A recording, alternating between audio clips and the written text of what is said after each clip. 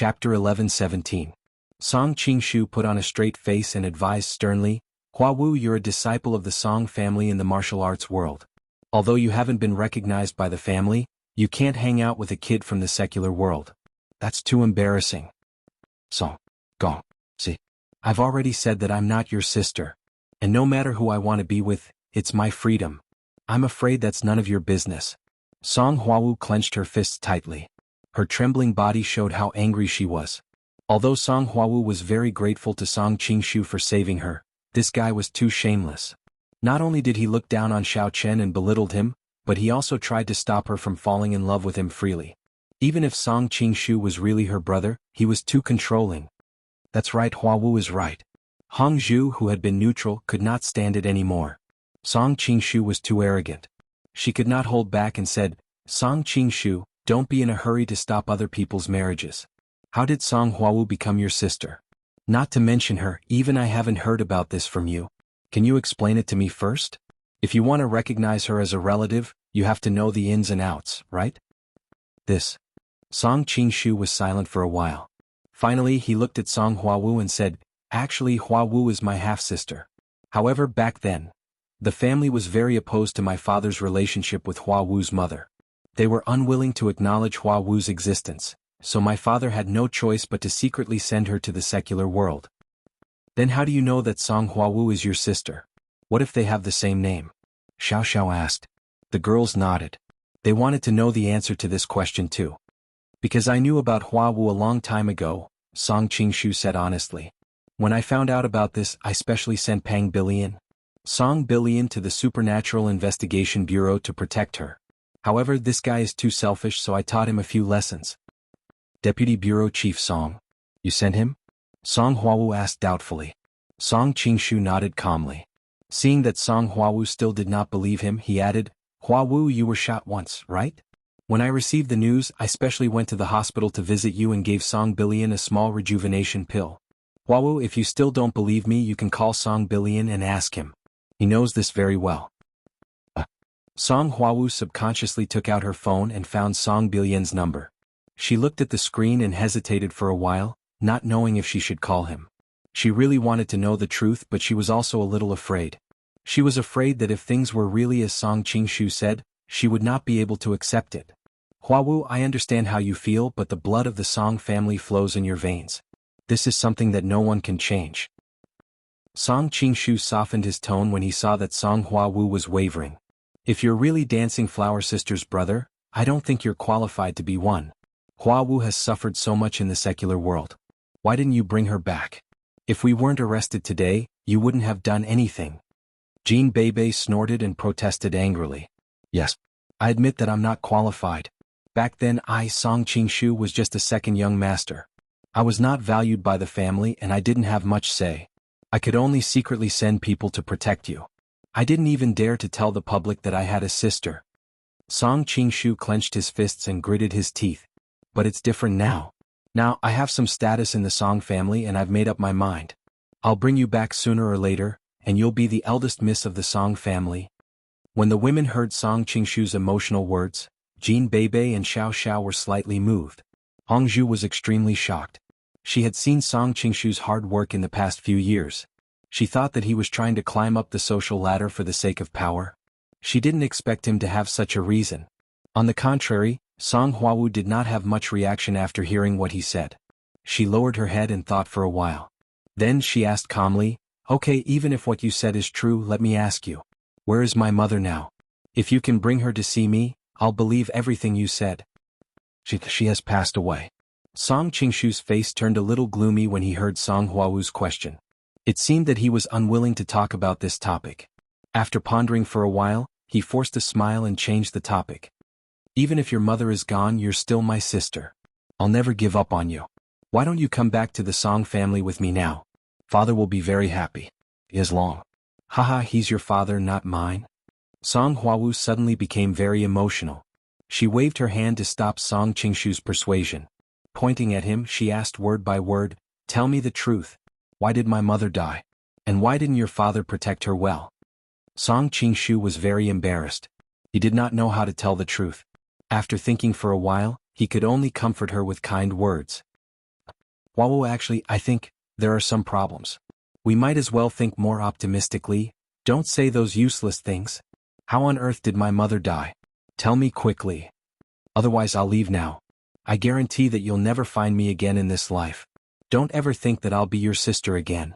Before Song Qingshu finished speaking, Song Huawu interrupted him and shouted loudly. The other women present were all shocked. They did not expect that Song Huawu, who usually looked cold and quiet and spoke softly, could be so terrifying when she was angry. Although they could understand Song Huawu's feelings at the moment, they did not dare to step forward to persuade her. They could only look at each other, not knowing what to do. Song Qingshu's expression was not very good either. Seeing Song Huawu's unusual emotional fluctuations, he knew that this matter had left a deep scar in her heart. Thinking about it, any orphan who had no parents would find it difficult to control their emotions when they suddenly found out that they had a father and a mother, and that one of them was living well. A girl like Song Huawu, who was used to shouldering everything by herself, had an extremely fragile heart under her strong exterior. When she heard that her mother had passed away and that her father had sent her to the secular world, turning her into an orphan, and that she could not find any traces of Xiao Chen and was threatened to be arrested by the Tang clan, even someone as calm as her finally broke down under the pressure. Chapter 11:18. Looking at Song Huawu pitifully, Song Qingshu wanted to say something but hesitated. However, things had already come to this point, and it was clear that there was no room for redemption. He could only take a deep breath and said bitterly, "That year, Grandpa ordered your mother to be expelled from the Song family. Your mother was as tenacious as you, so she did not plead with anyone. Without saying anything, she left with you, who was still a baby. Later? What happened later?" Song Huawu's voice was a little hoarse. She had already vaguely guessed what happened later. Song Qingshu shook his head helplessly and said, When my father found her, she had already committed suicide. Only you, who was sleeping soundly, and a handwritten letter were left behind." Although she was prepared in her heart, Song Huawu still felt like a bolt from the blue. Her body softened and she almost fell. Fortunately, Hongzhu, who was standing not far from her, reached out and supported her. Only then did she manage to stand up. Seeing this, Song Qingshu sighed. He carefully took out a yellowed envelope from his arms and handed it to Song Huawu. He said with a heavy expression, "After my father witnessed this scene, he was greatly stimulated. He was extremely depressed and drowned his sorrows in alcohol all day long. He never had the courage to open this letter." Song Huawu stared at the envelope. For a moment she did not dare to reach out to take it. She only felt that her mind was in chaos. "Later, my father gave this letter to me and sent you to the secular world. He also repeatedly told me that I must send someone to take good care of you. If there is this opportunity in the future, I will take out the letter and give it to you." Song Qingshu told him everything that happened after that. Then he fell silent and looked at Song Huawu quietly. Song Huawu took the envelope with trembling hands. She felt that her hands were extremely heavy. She looked down at the envelope and saw the words Meng Xiao's last words, written in blood. Only then did she know that her biological mother's name was so beautiful. The beautiful handwriting contrasted with the dark red blood, revealing a kind of sadness and despair. Song Huawu stared blankly at the envelope and did not move for a long time. Drip. When a crystal-clear teardrop fell on the envelope, Song Huawu realized that her face was already covered in tears. At this moment she finally understood that her mother's name was no longer important. She had long disappeared from this world, and she would never have the chance to see her again. "Huawu, it's already happened. Don't be too sad. Since Song Qingshu is so sincere and wants to invite you back to the Song family, why don't you consider it?" Hongzhu walked over, pulled the grief-stricken Song Huawu into his arms, and said in a low voice, "After all, he and his father haven't had a good time these past few years. Just take it as a chance to make it up to them. It's Sister Ao Huawu. Although the Song family's patriarch and that man are quite heartless, you are still related by blood. You are all a family. How about this? You can spend their money extravagantly after you get there. Consider it your revenge." Jean Bebe thought for a moment and added, "Besides, you still have my cousin-in-law. Even if you make the Song family bankrupt, my cousin-in-law will support you for the rest of your life. Sister Bebe, don't make a fuss. Don't you know where you are?" Xiao Xiao glanced at Jean Bebe. She wanted to comfort Song Huawu, but her eyes turned red the moment she opened her mouth. It was because Xiao Xiao was the one who could sympathize with Song Huawu the most among all the people on the spot. She was an orphan herself. Had it not been for the Xiao family, her ending would probably have been even worse than Song Huawu's. Seeing that Song Huawu was crying so hard right now, she was touched too and could not say anything for a moment. Song Huawu cried for a while longer and finally stopped crying. She wiped the tears on her face and suddenly said, "I will not go back to the Song family." Hong Zhu and Jean Beibei exclaimed at the same time, with puzzled expressions on their faces. Xiao Xiao, on the other hand, did not say anything but simply nodded. Xiao Xiao could understand Song Huo. If Xiao Xiao had been driven out by her family and suddenly said that she would accept her, she would not have been able to accept it either. Besides, Song Huawu had been living alone for such a long time. She was even more reluctant to accept it emotionally. "Huawu Yu." Song Qingshu opened his mouth hesitantly, but he did not know what to say. Song Huawu had calmed down. She carefully put away the envelope and raised her head, saying coldly, "I don't care about the title of Miss Song, and I don't care how powerful the Song family is in the internal martial arts circle. Since my mother and I were driven out years ago, I have nothing to do with the Song family now. The purpose of my coming to the internal martial arts circle this time is to find Xiao Qin. I'm not interested in anything else." Looking at Song Huawu's cold expression, Song Qingshu said helplessly, "Huawu, I know you're upset. Although Grandpa made a wrong decision, the Song family is your final home. I also know that you may not be able to accept this fact now, but I still hope that you can consider my invitation carefully." Song Qingshu knew that the Song family was in the wrong in this matter, and he also knew that Song Huawu would not go back with him obediently, so he did not force her. Song Huawu shook her head and said lightly, "Young Master Song, I've made it very clear. Please go back."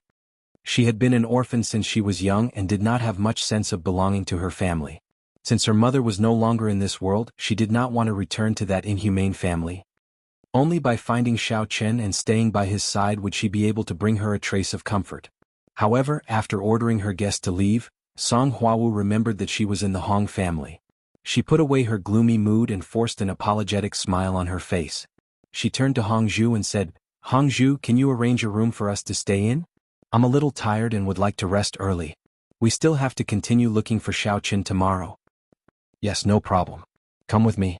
Hong Zhu readily agreed and left the hall with Song Huawu and the other women. When they walked out of the room, she secretly turned around and gave Song Qingshu a look, indicating that he should go back first and leave the rest to her for the time being. Song Qingshu nodded. He also felt that it was not suitable for him to stay in the Hong family any longer, lest he caused Song Huawu a second time. He could only leave the Hong family unhappily and return to the Song family to inform his father. Hundreds of miles away from the Hong family, in the forest near the open heaven gate, Xiao Chen was hiding behind a large tree with Xing Las, Tian Wangshou, and the other women. Chapter 11:19. Xiao Chen released his divine sense and carefully examined the surrounding environment. He discovered that there were many guards patrolling outside of Awakening Heaven Gate. There were also a few experts hiding vigilantly in the shadows. It seemed that the security was very tight. However, no matter how powerful an expert was, it was not enough in front of a cultivator like Xiao Chen. He roughly estimated that if he wanted to quietly sneak into Awakening Heaven Gate as long as he grasped the right timing, it should not be too difficult. However, the sky was not completely dark yet. Furthermore, little girl Xing had just mentioned that in another half an hour, the patrolling guards would be changing shifts. Therefore, for the sake of safety, Xiao Chen decided to wait a while before entering. Elder Sun lives in the courtyard on the west side. The courtyard on the east side is where sect leader Situ lives. Little girl Xing picked up a branch and drew a simple layout of Awakening Heaven Gate on the ground. She pointed to a location and said, "You can sneak in from this place. The security here is relatively lax. As for me, I will not go in to avoid arousing Elder Sun's suspicions." Actually, little girl Xing was still in a state of confusion. She did not know if she should help Xiao Chen solve his problem or stand on Awakening Heaven Gate's side to protect the sect. Unable to make a decision, she simply pushed the matter aside and did not plan on going in with Xiao Chen. Otherwise, if she met disciples of the sect that she was familiar with, it would be hard for her to explain. "I say, little girl Xing, what is your full name?" Xiao Chen glanced at the sloppy map, and suddenly raised his head, asking with interest. Why are you suddenly asking this?" Little girl Xing was startled. She did not understand what Xiao Chen was playing at. That's right. If my husband Xiao Chen didn't mention it, Sister Sour wouldn't have noticed. I don't even know your full name." Tian Sour also added, "Tell us your name. Otherwise, if we keep calling you little girl Xing or young master lady boy, how unfriendly would that be?" It's better to call you by your name, or we can call you Xing Xing. Tian Sauer pinched his chin and repeated the two words Xing Xing a few times. He felt that it was quite smooth to say. Xiaoqun shrugged and said, I've known you for so long, and I only know that you have the nickname of Young Master Yao. Others also call you Young Master Xing, but that can't be your real name, right? Tell me your full name so that I know how to address you in the future. What do you think? Weren't you the one who gave me the nickname Prince Ladyboy? You still have the nerve to say it out loud. Little Miss Xing angrily rebuked. Then, she intentionally turned her head and looked at the open heaven gate not far away, as if she was unwilling to mention her own name. If it weren't for the fact that you always look like a woman dressed as a man, why would I give you such a nickname? Xiaoqun had an innocent look on his face as he said in all seriousness, furthermore, how awkward would it look for a girl to wear men's clothing every day? Besides, some places are wrapped too tightly and airtight. It will shrink very easily. After he finished speaking, Xiaoqun put on a, you know what I'm talking about, expression and glanced at a certain part of Miss Xing with a smirk. What shrink? I didn't wrap it too tightly, right? Little Miss Xing was confused at first, but when she saw Xiaoqun staring at the area in front of her, she instantly understood what he meant. Her face became as red as a piece of cloth and she angrily scolded, You bastard, where are you looking at? So what if I like wearing men's clothing? What does that have to do with you? Shoo! Tian Sauring jumped in fright and hurriedly raised his index finger to his lips, making a shushing gesture. He pointed to a place not far away and said in a low voice, Xing Xing, don't speak so loudly. Look, even the patrolling guards have been lured over by you. What should we do? If they discover us, we'll be in trouble. Sister Sauring doesn't want to die yet. Little Miss Xing also sensed that the situation was not good. She hurriedly extended her hand to cover her mouth, but in her panic, she subconsciously took a step back. She accidentally stepped on a branch under her foot, making a crisp kacha sound. She was so scared that her whole body trembled and her heart trembled. Who's there? The group of guards happened to be patrolling nearby, and when they heard the commotion they loudly shouted. They vigilantly stared at the place where the sound came from, and cautiously approached. Seeing that the guards were getting closer and closer, Little Miss Xing was anxious and prepared to take the initiative to step out. After all, she was a member of Awakening Heaven sect, so the guards wouldn't suspect her too much. She would first send them away before anything else. However, before Little Miss Xing could step out, Xiaoqun pulled her back, smiled and snapped his fingers. Then he quietly stood in the same spot, leisurely and not at all worried. Little Miss Xing was about to go crazy. She didn't know why Xiaoqun would pull her back and not let her go, but since things had already developed to this point, she could only close her eyes and wait for the guards to come over before making a move. However, as she waited, she heard the approaching footsteps gradually fading away. Little Miss Xing was greatly astonished. She opened her eyes and carefully peeked her head out to take a look. To her surprise, she discovered that the guards had all turned around and returned to their original patrolling positions. It was as if nothing had happened. Wawa. Husband Xiaoqun, you are really too amazing. You can control so many people at once. Tian Sauring cheered and gave a thumbs up to Xiaoqun. Then she pounced on him and gave him a kiss on the cheek. Then with a face full of yearning she said, When can Sister Sauring learn this move? Then I will be able to dominate the martial arts world, he he he. Alright. Don't show off your love in public. Is it fun or not? Little Miss Xing's heart had just returned to her stomach when she turned around and saw this scene.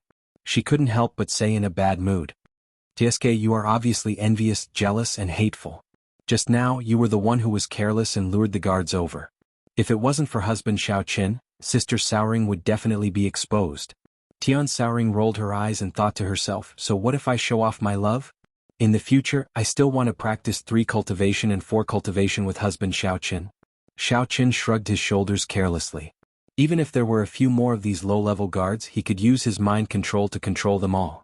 It wasn't a problem at all. Little Miss Xing directly ignored Tian Sauring.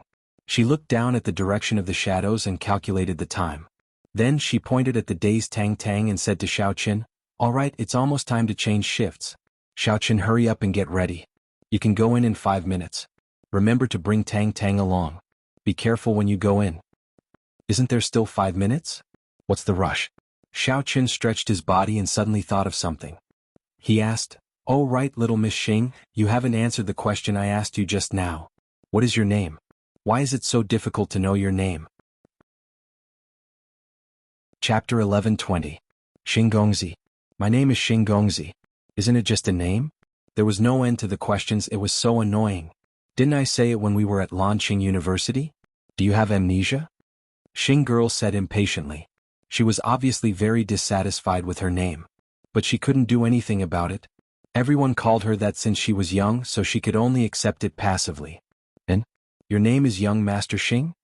Xiaochen was stunned for a moment, but he quickly recalled the self-introduction that Xing Chick had given him during class at Lanqing University. He immediately burst into laughter. Ha, your name is really not bad. I will also change my name to Xiao Gongzi in the future. It sounds so cool. No, I want to change my name to Handsome Brother Xiao. Only then will it match my attributes. Go away, stop fooling around. Look, the guards over there are starting to change shifts. You should hurry and take Tang Tang in. Tian Suruan will wait for you here with me. We'll definitely be fine. Go and come back quickly. Don't waste time. Xing girl waved her hand helplessly. She couldn't be bothered to argue with Xiao Chen. It was more important to get down to business. Seeing that there was movement at the gate, Xiao Chen nodded and put away his playful thoughts. He picked up Tang Tang and prepared to walk in the direction of Qitian Gate. But just as he took a step, he suddenly felt the phone in his pocket vibrate. At first, Xiao Chen thought that someone sent him a WeChat message, so he didn't pay much attention and continued to walk forward. However, after Xiao Chen took a few steps, he felt that the phone still didn't stop vibrating. This was obviously not WeChat. It seemed that someone should be calling him. After hesitating, Xiao Chen turned around and put Tang Tang down first. Then he took out his phone and glanced at it. Jia Muzin's name was displayed on the phone. Xiao Chen was a little surprised, but he still pressed the answer button. Xiao Chen, where are you now? Something big happened to the Jia family. Before Xiao Chen could speak, Jia Muzin on the other end of the phone said impatiently, and his voice sounded very urgent. What's going on? I'm now near the open heaven gate. Don't be too anxious. Tell me what happened. Xiao Chen frowned and pulled Tang Tang with his other free hand. He walked back and thought that it was fortunate that he had not yet entered the open heaven gate, otherwise it would be troublesome. Seeing that Xiao Chen hadn't gone far before returning with his phone, Miss Xing and Tian Suruan looked at each other in bewilderment. Since there was no one around them, it was very quiet. Xiao Chen's phone was very loud, and they could also hear Jia Muzin's anxious voice on the other end of the phone. It sounded like something really serious had happened. Just now, Jia Yubian brought a group of people and injured Grandpa. They even captured Jia Tuyao, Jia Yuto, and other family members. Only me and the others saw that the situation was not good and escaped into the secret passage. Jia Muzin lowered his voice and said hurriedly, now the Jia family is basically under the control of Jia Yubian's people. They are searching around outside. They should be here to catch me and the others. Jia Muzin's voice sounded very nervous and he kept panting. It should be because he escaped in a hurry and hadn't recovered yet. Motherf *her, I didn't expect Turtle Whip to have so many tricks up his sleeve. I should have killed them directly before. Xiao Chen suddenly became furious and scolded fiercely. Considering that Jia Muzin's situation was more urgent, he immediately said, where are you now? I'll rush back immediately. Jia Muzin said in a low voice, We are in a secret passage in the backyard of the Jia family. It should be quite safe for the time being. Boom! Before Jia Muzin's voice had died away, Xiao Chen heard a sudden loud noise on the other end of the phone, and then came Jia Yubian's sinister laughter. Ha! You two stinking brats really hiding here. What, did you think I couldn't find you? I might as well tell you that I was responsible for building this secret passage. What a complete idiot. Jia Muzin and the Jia Renzhong were both shaken to the ground by the huge impact, and their phones fell to the side. Fortunately, they didn't hang up, and Xiao Chen could still hear the conversation between the two sides. Jia Yubian, I didn't expect you to be so despicable. You actually joined forces with outsiders to injure my grandfather, and even imprisoned most of the Jia family. What do you want? Jia Muzin glared at Jia Yubian and shouted loudly. What do I want? Why don't you ask your grandfather what he wants? Jia Yubian laughed strangely and spat. He looked coldly at Jia Muzin and the Jia Renzhong and said with a gloomy face, that old thing should have died long ago. I have made so many contributions to the Jia family, and I have worked hard for everything. I didn't expect him to be so muddle-headed as to side with you two stinking brats who have no strength and ability. He even refused to let Hui Yen be the successor. He is really King blind. The successor is personally chosen by grandfather through a family competition. Since Jia Huiyan doesn't have the ability, then you can't blame others for being too outstanding, because others are more suitable than him for this position. At this time Jia Renzhong also said angrily, Jia Yubian, you have done such a disgraceful thing. Are you not afraid of being struck by lightning? Jia Muzin propped himself up and helped Jia Renzhong up as well. He glared at Jia Yubian, wishing he could just slap him to death with a single palm. What a joke. I think the ones to be struck to death should be the two of you, right? You two bastards, what qualifications do you have to lecture me?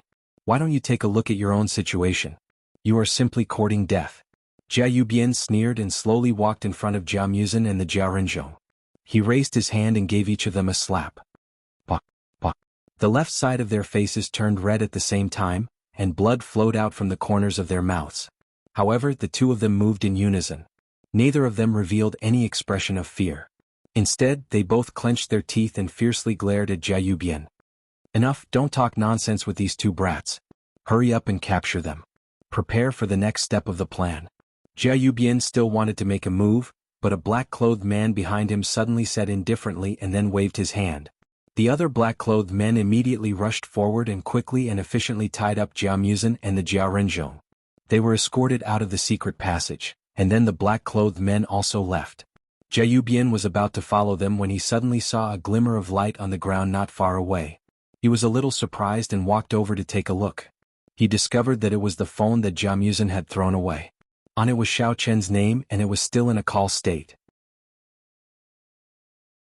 Chapter 11:21. Jia Yubian's expression did not change. He proudly picked up the phone and said with a smirk, Yo Xiao Chen. You must have heard the conversation just now, right? If you still regard Jia Muzin as your friend, come back to the Jia family and let's sit down and have a good talk. Turtle Whip, I can give you a chance. Now immediately release Jia Muzin and the Jia Renzhong, and then take your disabled son and roll out of the Jia family. Otherwise, when I get back, don't even think about having a good ending. Xiao Chen clenched his fists tightly and gritted his teeth as he spat out each word. Originally, he did not want to negotiate with Jia Yubian. After all, it was not easy for him to reach Qitian Gate and he could cure Tang Tang immediately. It would be best if they could solve it peacefully. However, it seemed that Xiao Chen's attempt did not have any effect. Ha. When Jia Yubian heard Xiao Chen's warning, he was not angry but laughed. He provoked arrogantly, It seems that you are as stupid as that idiot Jia Muzin. Now his life is in my hands. What qualifications do you have to negotiate with me? Are you out of your mind? Turtle Whip, you will regret your choice now. Xiao Chen clenched his teeth so hard that they were about to shatter. His rage surged to the top of his head, and he wished that he could immediately dismember Jia Yubian and execute him. Xiao Chen, since you said you have a choice, I might as well give you two choices now. Jia Yubian felt the anger of Xiao Chen on the other end of the phone. It was as comfortable as drinking a can of cold soda on a hot summer day. He said slowly, the first is that you can never come back to the Jia family. The second is that you come and kowtow to me a few times, and then break your own tendons and vessels.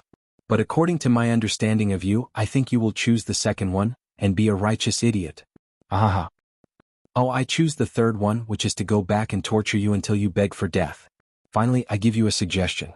Hurry up and prepare 2 Nanmu coffins, one for you and the other for your stupid son. After Xiao Chen said coldly, he directly hung up the phone and began to think about the next plan. Diske. What the hell? You only know how to act cool until now. Jia Yubian didn't seem to care at all. He threw Jia Muzin's phone to the ground and stomped on it a few times. Only when the phone was trampled on and turned into scrap did he swagger out of the secret room. In the forest outside the open heaven gate, little Miss Xing and the others stood uneasily in place, watching Xiao Chen. Just now, the conversation between Xiao Chen and Jia Yubian was heard by Miss Xing and Tian Wangchuan without missing a single word.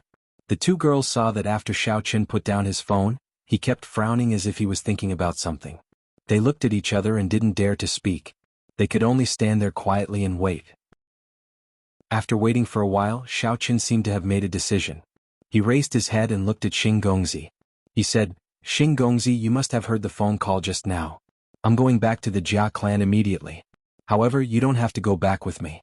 I have other things for you to do. What is it? Xing Gongzi asked subconsciously.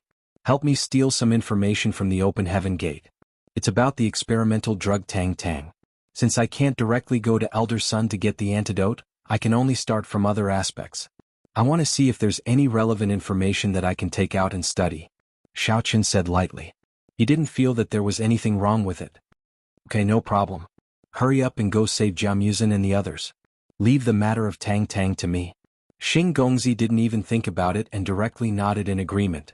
However, she immediately regretted it. She was a little annoyed. Why did she listen to Xiao Qin so much? What was the situation just now? Why did I suddenly agree to it?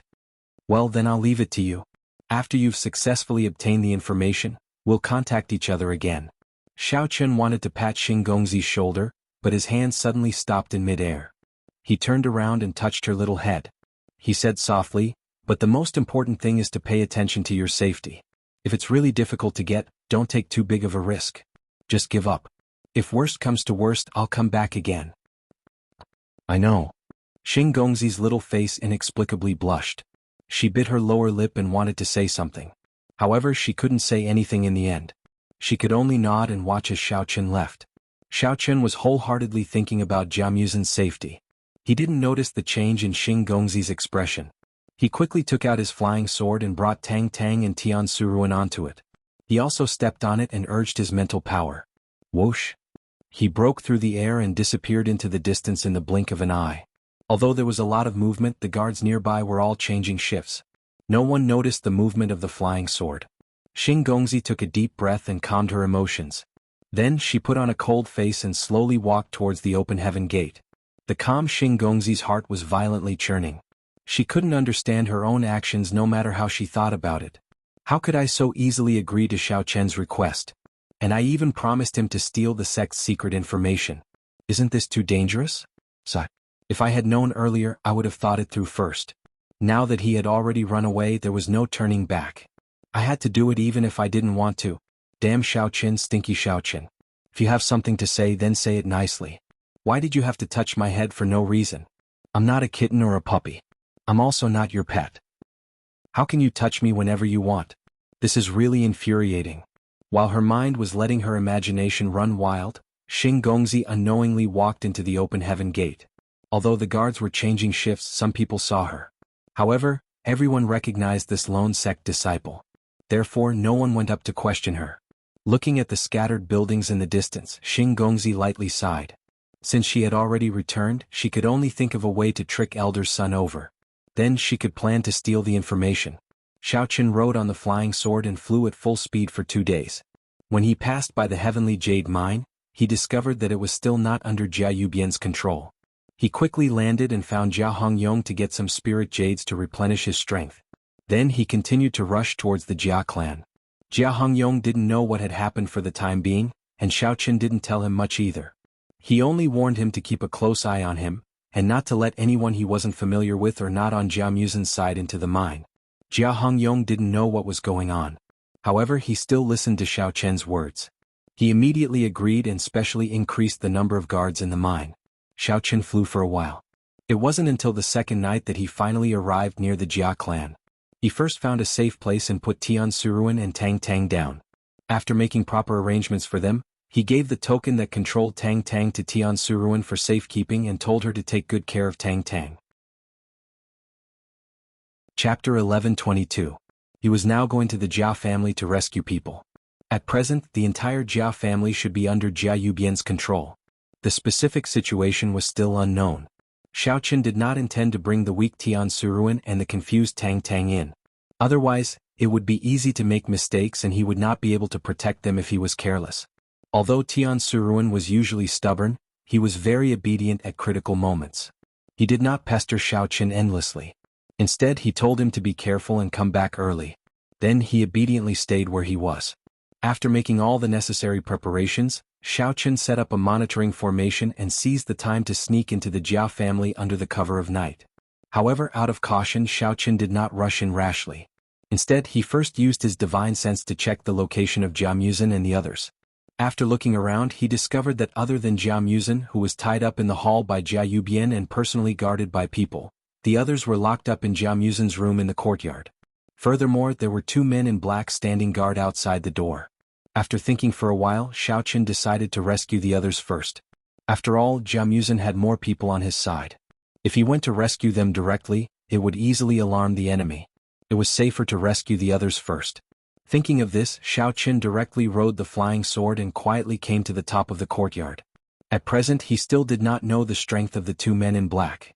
With the mentality of giving it a try, Xiaochen released his mind power to control all of them. If he succeeded, there would be no need to use force. Unfortunately, the reality was often not so smooth.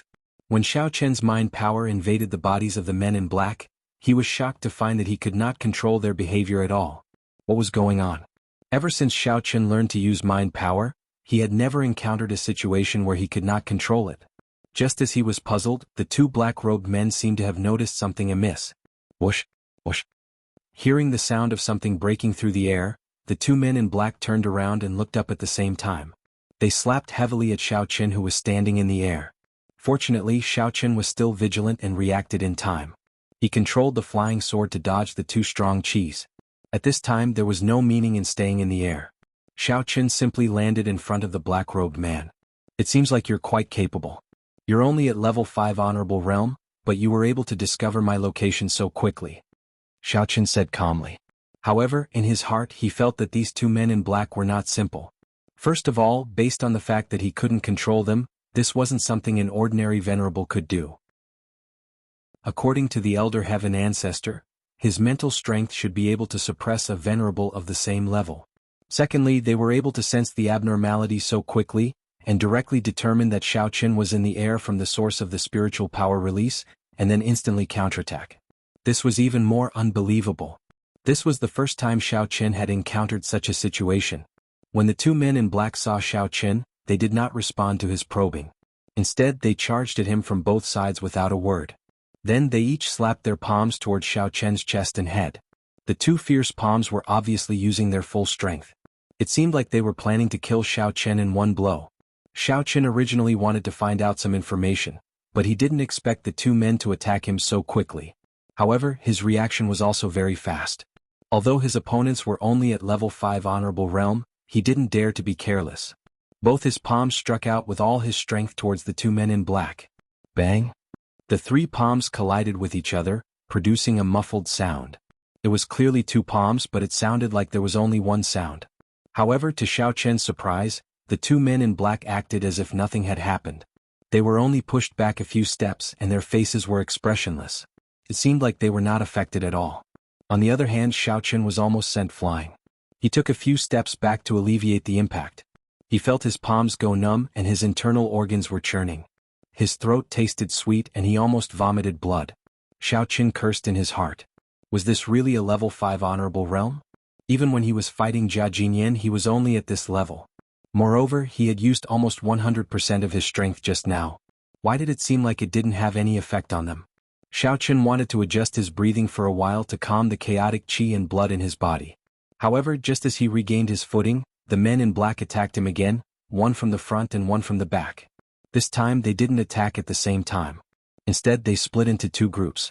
The former attacked Xiaochen twice, while the latter observed closely from the side, waiting for an opportunity to attack. They were ready to block Xiaochen's escape route at any time. Motherf***ker. Don't be fooled by the fact that the two of you don't know how to talk. You're pretty good at cooperating. Xiaochen cursed. First, he rolled to the side, dodging the attack of the first black-clothed man. However, before he could land and stand up straight, the second black-clothed man's attack followed him like a shadow. Bang! At that moment, Xiaochen's center of gravity was unstable. He couldn't defend himself in time. Even though he had already circulated his primordial qi to protect himself, he still took the full brunt of the attack. He was sent flying a few meters away and landed heavily on the ground, spitting out a mouthful of blood. Without waiting for Xiaochen to stand up, the two men in black turned around again, assumed a fighting stance and charged straight at him. Xiaochen was at his wit's end. Even though the men in black only displayed the strength of a level 5 honorable, their martial arts techniques could reach the power of a level 8 or even level 9 honorable. They were almost at the level of a perfected honorable. Previously, when he was fighting with Jia Jinyan, a perfected honorable, Xiaochen had only gained a slight advantage by relying on the Elder Heaven Ancestor's possession. However, under the pincer attack of the two men in black, even if the Elder Heaven Ancestor came out to help him, he might not have a chance of winning. Master, don't worry. I'll help you kill them. Just as Xiaochen was at his wit's end, a voice rang out in his mind. Then, a ball of bluish-purple flames came out of his body and stopped in front of Xiaochen for a while. It was the flame of the underworld that he hadn't seen for a long time. The flame of the underworld was different from before. The color of the flames was extremely thick, and the huge ball of flames burned brightly in the air. Its aura was quite terrifying. As Xiao Chen's strength increased, the flame of the underworld also had the strength of an honorable after it awakened. After pausing for a moment, it immediately split into two and pounced at the two men in black. But what caused Xiao Chen to be taken aback was that when the two black-clothed men saw the two balls of flames aggressively attacking towards them, not only did they not show the slightest bit of fear, they even increased their speed and continued to rush towards him. It was as if in their eyes their only goal was to kill Xiao Chen. Everything else was just fleeting clouds. Who? The men in black did not dodge. The two balls of flame of the underworld smashed directly onto their bodies and immediately set them on fire. Chapter 11:23. Xiao Chen was surprised to find that the flame of the underworld could penetrate their clothes and burst into countless sparks on their bodies, burning them up. The two black-clothed men instantly became flaming men, but the strange thing was, even though their skin and flesh were already making sizzling sounds, the two of them did not let out any screams as if they did not feel any pain. They still brandished their palms in a straight line towards Xiao Chen. Just as the palm wind from the black-clothed men was about to touch Xiao Chen's body, the flames burning on their bodies suddenly surged. In the blink of an eye, they were burned to ashes along with their bones. Xiao Chen only felt a gust of wind blow past, and then he saw two pieces of black clothes fluttering to the ground. The entire scene was extremely strange. Damn Nethery, isn't your new skill a little too overbearing? The people are burned but the clothes are still there. Feels like a horror movie? I'll give you 5 yuan for this special effect. Xiao Chen looked down at the black clothes on the ground, and then looked at the flame of the underworld floating in the air. He could not help but give a thumbs up in praise. Actually, it's nothing. The key is that Master's level has been greatly improved so I can also benefit from it. The two flame of the underworld made a naughty laugh, then turned a circle in the air, gradually merged into a ball, and slowly got into Xiao Chen's body. Xiao Chen looked down and found that he did not get any sparks. It seemed that the flame of the underworld could be released to the target. Elder Heaven Ancestor, who are these two people? With the danger averted, Xiao Chen heaved a long sigh of relief. He asked, could they be mutes? It doesn't feel like it. Not only did my mind control not work on them, but they were also lit by Nethery. They didn't know pain and rushed to me like a kamikaze team. They really dared to die. Xiao Chen said as he squatted down and rummaged in the two black clothes, trying to find some clues. But he did not find anything that could prove the identity of the men in black, so he could only throw the clothes aside gloomily. Well, have you noticed that they have a lot in common with Tang Tang? I guess these two are also the victims of that experimental potion. Not only do they not feel pain but their hidden strength is also much higher than they look. Elder Heaven Ancestor calmly analyzed as he recalled Tang Tang's appearance and compared her with the black-clothed man. If you put it that way, it does look like it. Xiao Chen nodded and sighed. Fortunately, Nethery came to help. Otherwise, I would have been crippled. Master, you don't have to thank me. This is what I should do. The flame of the underworld replied with a smile. Xiao Chen patted the dust off his clothes. While walking toward his room, he said in his divine sense, Nethery, I guess there will be a few more guys like this later. At that time I can only count on you. Don't be courteous with them. Once you meet them, just kill them. Master, if there are only 1 or 2 of these guys, I can help you deal with them. But if there are too many of them, it will be a little difficult. After all, it will consume a lot of my energy to use a big move. The flame of the underworld cautiously said. Nethery also felt very uneasy about not being able to help her master. However, killing those 2 people had already consumed a lot of her energy. If there were another 10 or 8 black-clothed men, she would definitely not be able to handle them. No way. Xiao Chen was stunned. He pondered for a while and said, there are several black-clothed men in the hall. I guess they are all puppets. If you can't do it, you can only let Elder Heaven Ancestor possess you. Otherwise, if you can't deal with those people, you may suffer a lot. Shaking his head, Xiao Chen did not intend to think so much for the time being. He directly pushed open the door of Jiao Muzin's room and walked in. When the people in the room saw the door being opened, they were all bewildered. However, when they saw Xiao Chen walk in, their faces quickly became excited. They stood up and surrounded Xiao Chen. So, Hero Xiao, you are so considerate of us. You even risked your life to save us. I don't know how to thank you. Jia Yuto stood in the front, excitedly rubbing his hands and said with a flattering face. Jia Tuyao stood not far from him, his face darkening. He didn't have a good impression of Xiao Qin. But now he was saved by someone else. At this moment, his mood was very complicated and he didn't know what to say. "Oh, you don't need to thank me too much. Just stay away from me." Xiao Qin pushed Jia Yuto away with a disgusted face. He looked around, walked to Jia Renzhong and asked with concern, "Renzhong, are you okay? Are you hurt? Where is Master Jia?" Jia Yuto had been snubbed by Xiao Qin. Seeing that Xiao Qin didn't want to see him, Jia Yuto awkwardly curved his mouth, stepped back to stand beside Jia Tuyao, and silently cursed Xiao Qin. "I'm okay. But Master Jia is seriously injured. Brother Xiao, it's good that you are here. Go and see him. He is resting on the bed in the inner room." Jia Renzhong sighed heavily, separated the crowd with Xiao Qin, and walked into the inner room. When they came to the bed in the inner room, Xiao Qin saw Jia Jinyan lying on the bed with a pale face and his eyes tightly closed. Jia Jinyan's breathing was very weak, as if he would die at any moment. Xiao Qin could not help but jump in fright. He quickly stretched out his hand to check Jia Jinyan's pulse. Only then did he realize that Jia Jinyan's injuries were actually not too serious. It was just that anxiety had attacked his heart, causing his meridians to stagnate and his heart to be blocked. That was why he had become like this. He must have been angered by Jia Yubian's sudden betrayal. Xiao Qin, why are you here?" Jia Jinyan, who had his eyes closed, suddenly felt a trace of warmth coming from his wrist. He slowly opened his eyes and saw that the person who was feeling his pulse by the bed was Xiao Qin. Jia Jinyan blurted out in surprise, "Master, don't talk. Let me give you a massage." While pressing on Jia Jinyan's acupoints, Xiao Qin said blandly, "Your meridians are stagnant because of the fire that attacked your heart. I'll help you to smooth your qi and blood, relax your meridians and activate your collaterals. After that, you only need to rest for a while and your injury will be healed." Xiao Qin didn't want to expose his ability to cure diseases with Yuan Qi for the time being. Therefore, he simply transferred his Yuan Qi bit by bit into Jia Jinyan's body with the help of a massage. "Alas, don't worry about my old bones. I just want to ask you one thing." Jia Jinyan wanted to hold Xiao Qin, but suddenly he felt a stream of qi flowing up from his lungs. He couldn't help but cough a few times and spit out a few mouthfuls of black blood. After that, he felt much more comfortable. Chapter 11:24.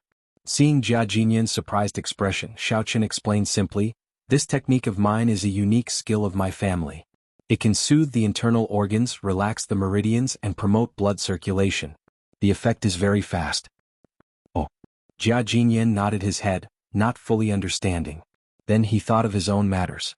He quickly grabbed Xiao Qin's hand and said eagerly, "Hero Xiao, I know that your strength is definitely above mine. Now that the Jia family is in trouble, can I ask you to help me clean up the family and get rid of this unfilial son, Jia Yubian?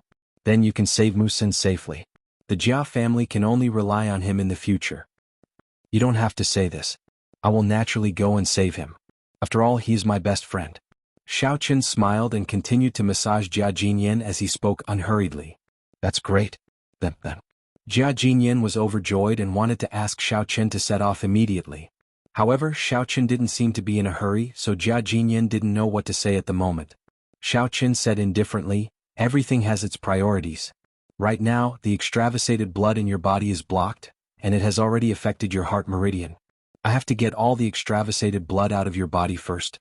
Otherwise, with your current condition, I'm afraid you won't be able to hold on for long. You are Jia Muzin's grandfather. I can't just leave you to die, can I? If Jia Muzin knew that I didn't care about his grandfather's safety, he would definitely blame me." Jia Jinyan closed his eyes, gritted his teeth and nodded. Although he was still very worried about Jia Muzin's safety, Xiao Qin really didn't lie. He knew his own body the best. It was indeed at a critical juncture, and he had no choice but to save him. The only thing he could do now was to let Xiao Qin massage him first. After he got a little better, he would ask Xiao Qin to think of a way to deal with Jia Yubian and the helper he invited.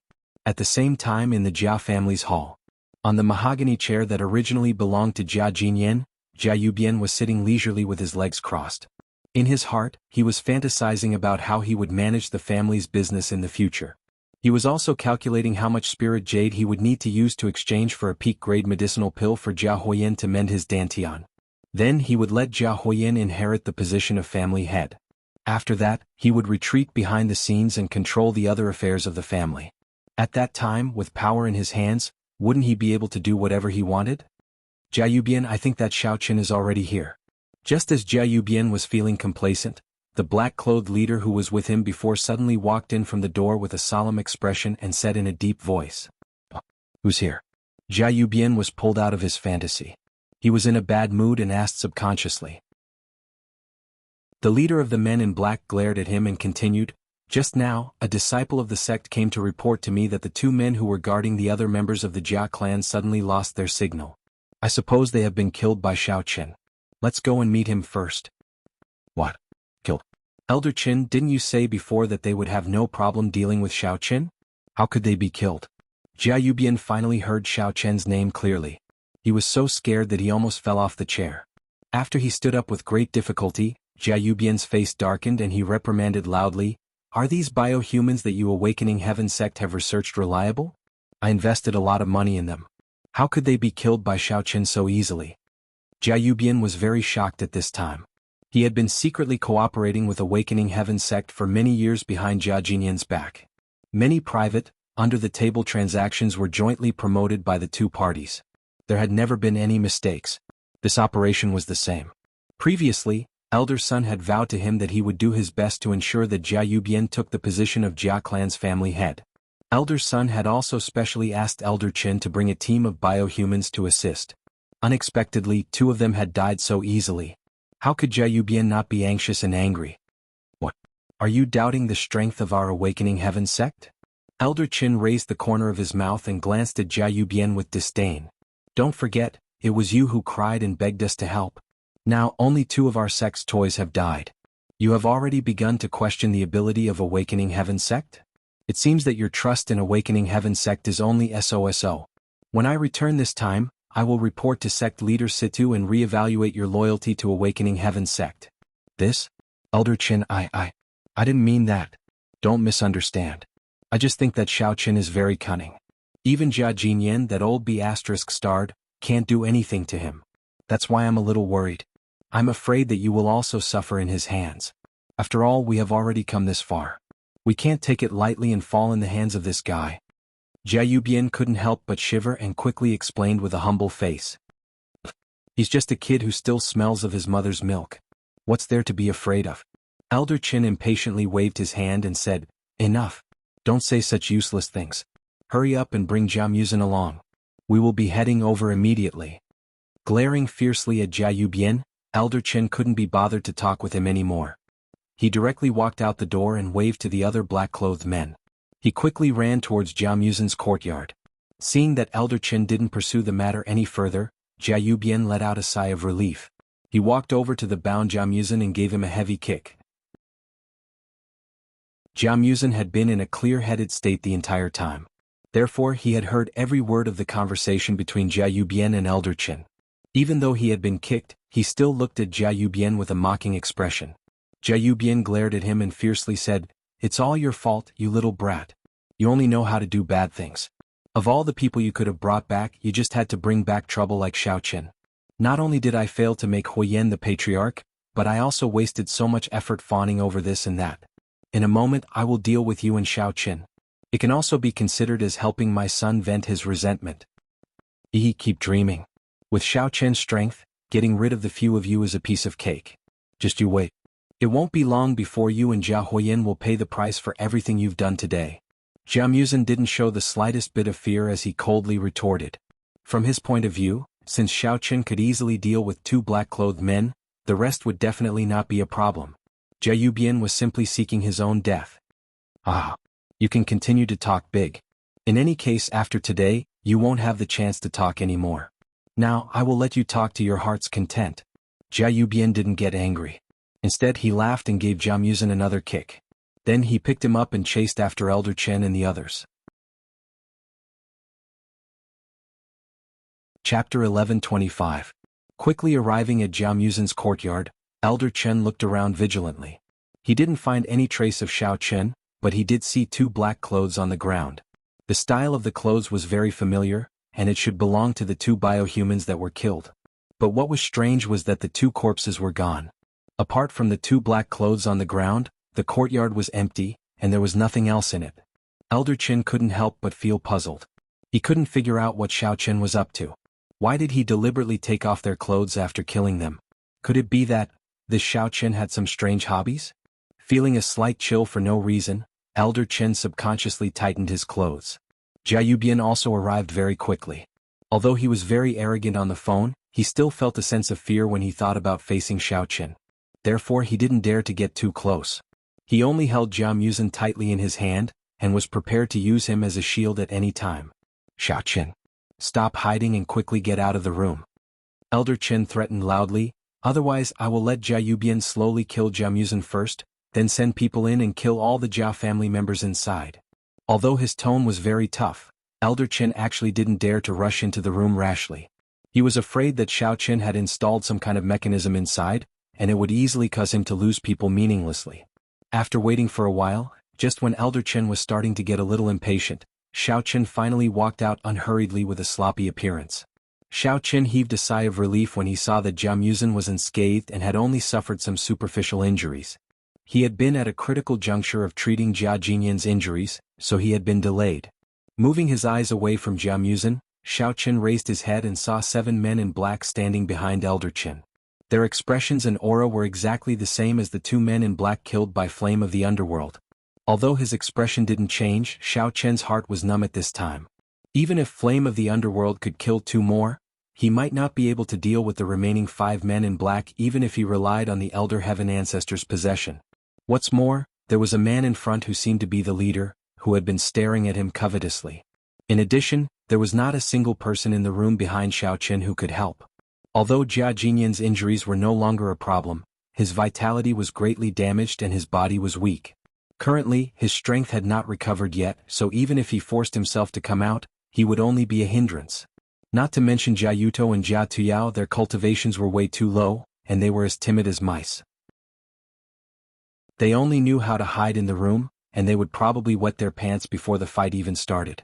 Thousands of thoughts flashed across his mind, but in fact, it only lasted for a moment. Xiao Chen yawned and said with a bored face, "Why are you looking for me? Don't you know there are wounded people in the room? You're already dozens of years old, yet you still don't know the rules. Why are you making a racket in the middle of the night? What's wrong with you?" While talking unhurriedly, Xiao Chen's mind was spinning quickly, trying to figure out a way to deal with these men in black. Hee, Xiao Chen, I thought you didn't dare to come out or ran away directly. I didn't know that you're so brave. Elder Chen crossed his arms in front of his chest, looked at Xiao Chen coldly and said scornfully, "That's all? If that's all, I'm leaving."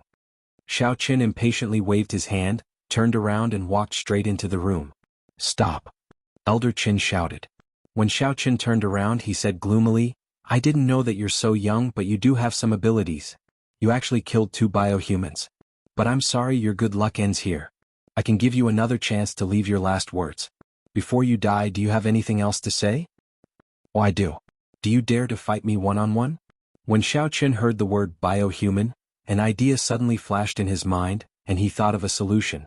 But he just said it perfunctorily. "Ah, are you scared out of your wits? This is Elder Chen from the Open Heaven sect. With such a noble identity, how could he fight one-on-one with an ant-like individual cultivator like you?" Seeing that Xiao Chen didn't take the initiative to attack, Jia Yubian thought that he was scared. He was happy and swaggered forward to provoke him. "Oh, it's the elder from the Open Heaven sect." Xiao Chen didn't feel surprised, but he still put on a look of sudden realization. He looked at Jia Yubian seriously and said, "Turtle Whip, I was wondering why you dared to rebel so impulsively. Usually when you see me, you're like a cowardly quail. Why did you suddenly become so fierce? So it's because you have the Open Heaven sect supporting you." Jia Yubian snorted coldly, stared at Xiao Chen and threatened, "I advise you to quickly surrender. Maybe if Elder Chen is in a good mood, he will give you up, quick." As he spoke, Jia Yubian's expression suddenly became a little confused, and his voice also became hesitant. Opposite him, Xiao Chen's eyes were shining with a strange light.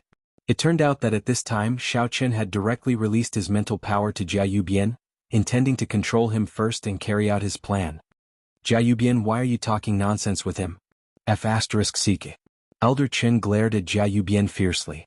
Just as he was about to order the biohumans behind him to kill Xiao Chen, he suddenly saw a figure flash in the corner of his eyes, and then a strong wind attacked him.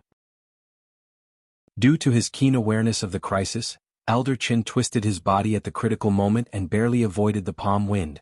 Elder Qin originally wanted to scold Xiao Chen for being despicable and taking the opportunity to sneak attack.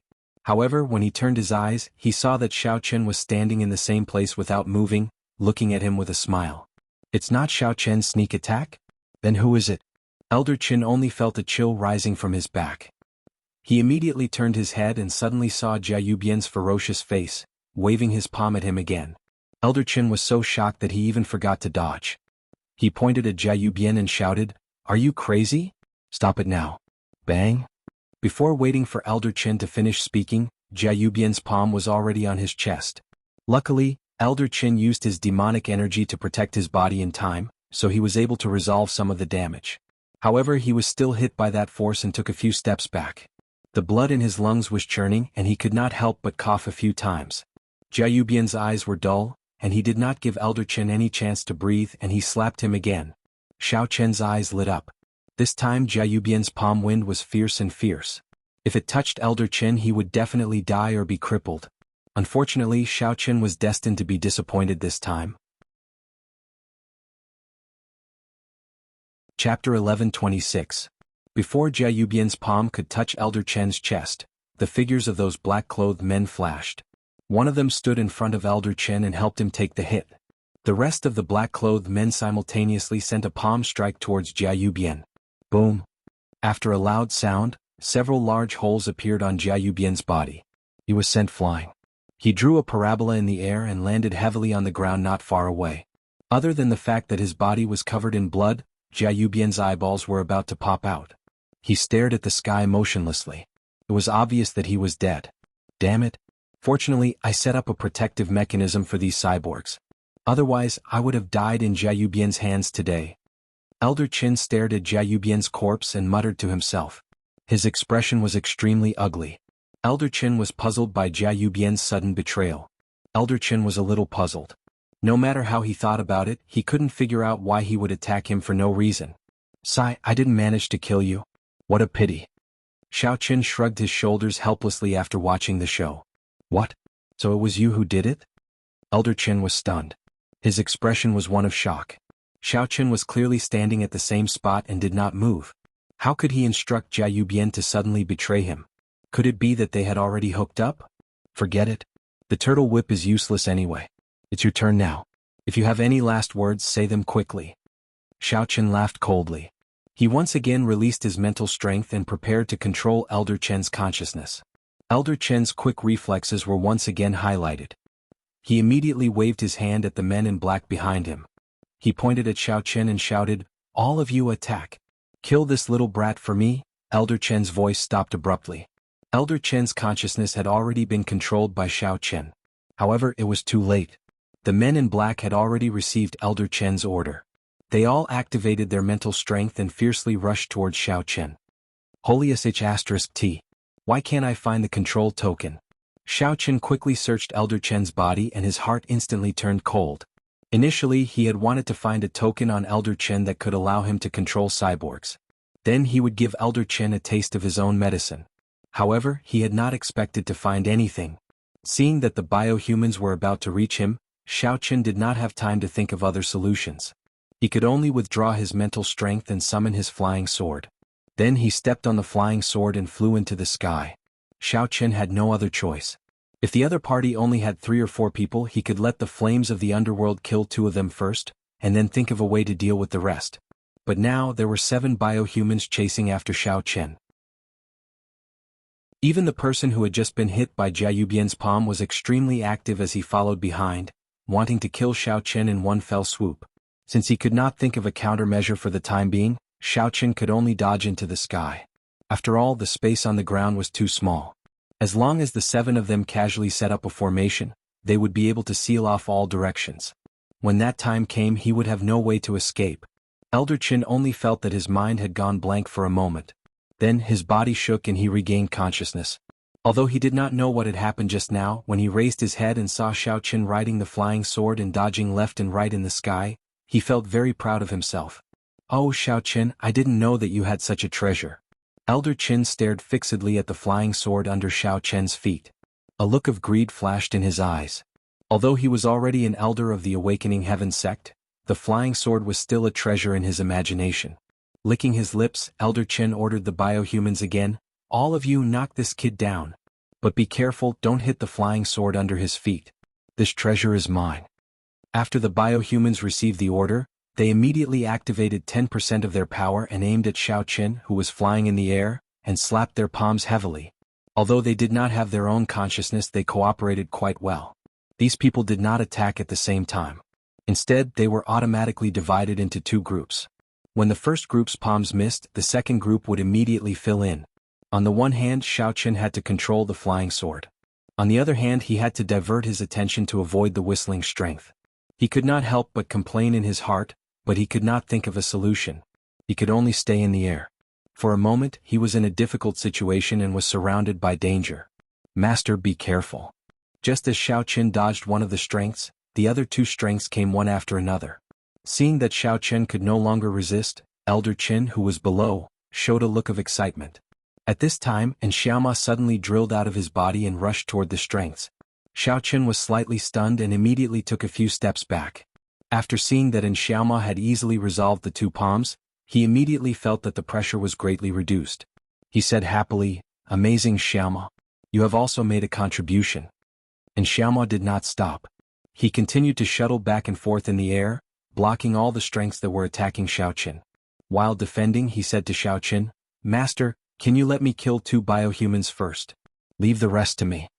With Xiaoma's help to block the attacks, Xiao Qin suddenly felt a lot more relaxed. When he heard what Xiaoma said, he could not help but be overjoyed. He immediately asked, "Huh? You have a way? I have just studied it. There should not be too much of a problem." Although his words were cautious, and Xiaoma's tone was very confident. "Very good." Xiao Qin was about to open his mouth to let the fire of the underworld in his body take action. Suddenly he rolled his eyes and thought of something else. He quickly said, "Nethery, don't do anything for the time being. I still have some questions to ask that fool below. Wait for my orders." "Yes, master." The fire of the underworld agreed. He secretly prepared himself and waited for the order to attack at any time. After everything was settled, Xiao Qin rode the flying sword and slowly landed on the ground. He looked at Elder Qin coldly. "I didn't expect it. I really didn't expect it." Elder Qin saw that Xiao Qin had landed, so he waved his hand and asked the biohumans to stop attacking. He raised his head and squinted at the black shadow of Xiaoma in the sky. He sighed and said, "Not only do you have a treasure like a flying sword, but you also have such a magical helper. I am really starting to envy you, Xiao Qin. Comparisons are odious. You don't have this kind of ability. It is only right that you look up to me." Xiao Qin sneered coldly. Elder Qin did not seem to be offended by Xiao Qin's sarcasm. He asked with a smile, "In that case, why don't we make a deal? Give me the flying sword under your feet and tell me where you got that black fog from. Then I will spare your life." Of course, Elder Qin would not be so kind. Xiao Qin was a disaster. He had to be killed. Chapter 11:27. However, since he now had the upper hand, Elder Qin did not mind spending more time to figure out how to use the treasures in Xiao Qin's hands. After he had squeezed out all the remaining value from Xiao Qin, he would kill him directly. "Oh, can you really spare my life and not kill me?" Xiao Qin seemed to be quite tempted and confirmed again. "Of course, a man of his word cannot be taken back. If I say I won't kill you, I definitely won't kill you." Elder Qin was secretly delighted. He thought to himself that young people were indeed impatient and fell into the trap so quickly. Xiao Qin pondered for a long time and seemed to have finally made a decision. He slapped the table and said, "All right. It just so happens that I have some questions to ask you." "What questions?" Elder Qin was overjoyed that he could obtain the treasures.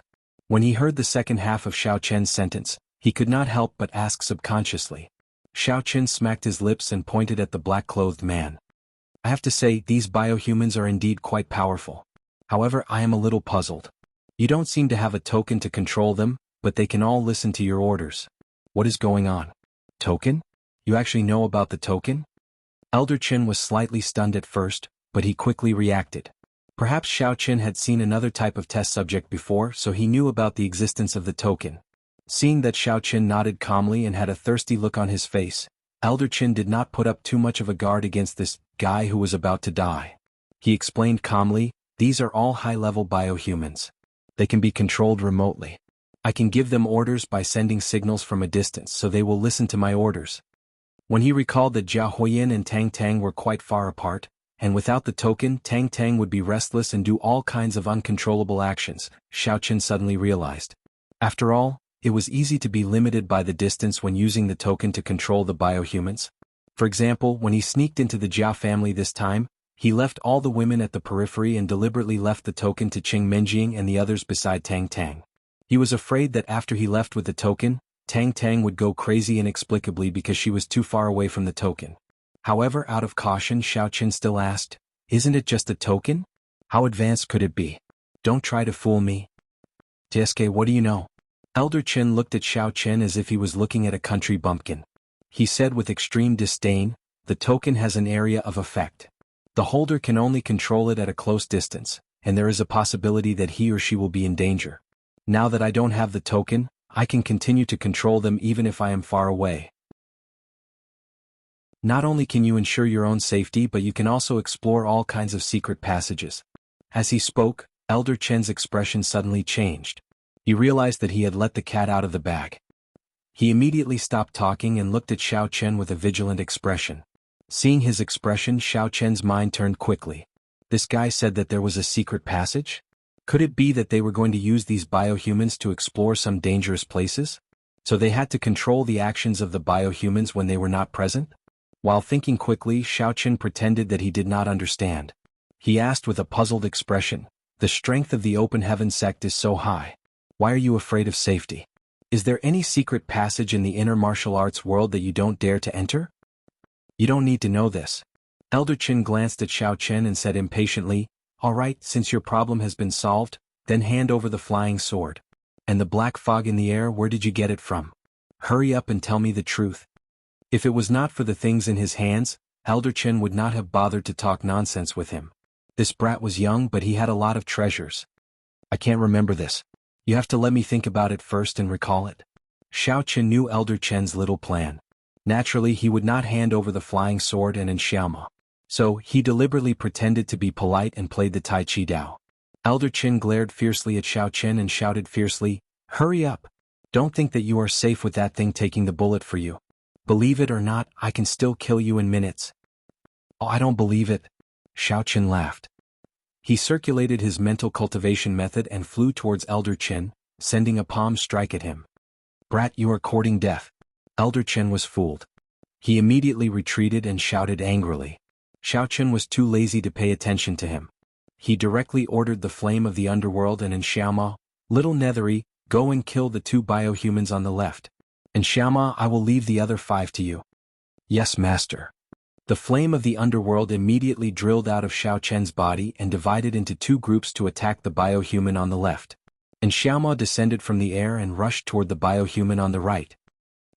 Damn. What is this? Elder Qin was about to command the biohumans to attack Xiao Chen when he suddenly saw 2 groups of bluish-purple flames coming out of nowhere and pouncing toward the 2 biohumans on the side. The black shadow in the air also swooped down and directly drilled into the head of one of the biohumans. He was shocked. "You don't need to know. You just need to know that these things don't belong to you." Xiao Chen smiled slightly and continued to approach Elder Qin step by step. Elder Qin was a little flustered and involuntarily took a few steps back. He quickly waved to the other 4 biohumans and said, "You guys quickly kill this brat." However, to Elder Chen's surprise, as soon as he finished speaking, the black shadow quickly ran out of the biohuman's head and quickly drilled into the heads of the other 4 biohumans. It was like a swimming fish, extremely fast. After the 5 biohumans were touched by the black shadow, they seemed to not hear Elder Chen's orders. Their bodies kept swaying and it didn't take long for their arms to drop. They stopped moving forward and stood in place blankly, not moving at all. The other 2 biohumans had already been engulfed by the strange flame and were burned to ashes in a breath's time. Only 2 black clothes were left behind. They fluttered in the wind for a while before gently landing on the ground. The 2 black clothes formed a beautiful contrast with the other 2 black clothes not far away. How is this possible? Seeing this scene, Elder Chen was shocked. He finally understood how the 2 biohumans had died before. Panicking, Elder Qin ordered the other cyborgs to attack Xiao Chen again. However, unlike before, the cyborgs did not react at all. They remained rooted to the ground like idiots. Elder Qin was really dumbfounded this time. However, the current situation did not allow him to think too much. As there were no biohumans to stop him, Xiao Qin immediately slammed his palm after approaching. The palm wind was like a hot knife through butter, making a whooshing sound. Chapter 11:28. In desperation, Elder Qin could only bite the bullet and wave his palm to meet the attack. Bang! The two of them collided with each other's palms. Elder Qin had obviously underestimated Xiao Qian's strength. In addition to the sudden change, he was caught off guard and could not resist with all his strength. He was directly blasted away. He opened his mouth in the air and spat out a mouthful of blood. Then he fell heavily beside Jia Yubian's corpse. Xiao Qian only took a step back and stared at Elder Qin coldly. Even his expression did not change at all. Master, these 5 biohumans have been possessed by me. Now they are no longer controlled by the open heavenly door. You can directly order them to do anything, but it is only temporary. And Xiaoma came out of the head of the last biohuman and came in front of Xiao Qian to report respectfully. As in Xiaoma was the same as the flame of the underworld, his level had also increased with Xiao Qian's breakthrough. Now he could go back and forth to possess them. Therefore he was able to control all the mindless biohumans in a short period of time. However, it was a pity that the brains of these biohumans had been destroyed. Therefore, Xiaoma could only leave a trace of his primordial spirit's mental strength in their brains so that they could be controlled for a short period of time. When the mental strength dissipated, it would no longer have any effect. Oh, is this for real? Is it that fun? Xiao Qian's interest was piqued. He gave the cyborgs a few inexplicable commands in succession. Sure enough, they all obeyed his commands. Some were jumping around blindly, some were running around the courtyard, and some were twisting and dancing. For a moment, the courtyard was filled with demons dancing chaotically. It was a dazzling sight. Elder Qin was lying on the ground. When he saw this scene, his face could not help but turn pale. He could not figure out how the biohumans that his sect had painstakingly developed could be controlled by Xiao Qian in just a few breaths. What kind of monster was he? Xiao Qian controlled the biohumans to play around for a while before he remembered something. He asked in Xiaoma curiously with his divine sense, "This thing is quite interesting. However, you said that I can only control it for a while? What will happen if my control over them fails? Will they be controlled by the open heavenly door again?" "I won't." And little demon was very proud of his masterpiece. "I have completely cut off their connection with open heaven gate. Now their brains have been destroyed. It won't be long before my trace of spiritual power dissipates. They will become fools. Although they still have good strength, they can only stand there in a daze." "Oh, I see. Well done." Xiao Qian praised him from the bottom of his heart. Then, he ordered the group of biohumans to follow him and come before Elder Qin in a grandiose manner. Elder Qin looked at all the biohumans who had been listening to his orders just now.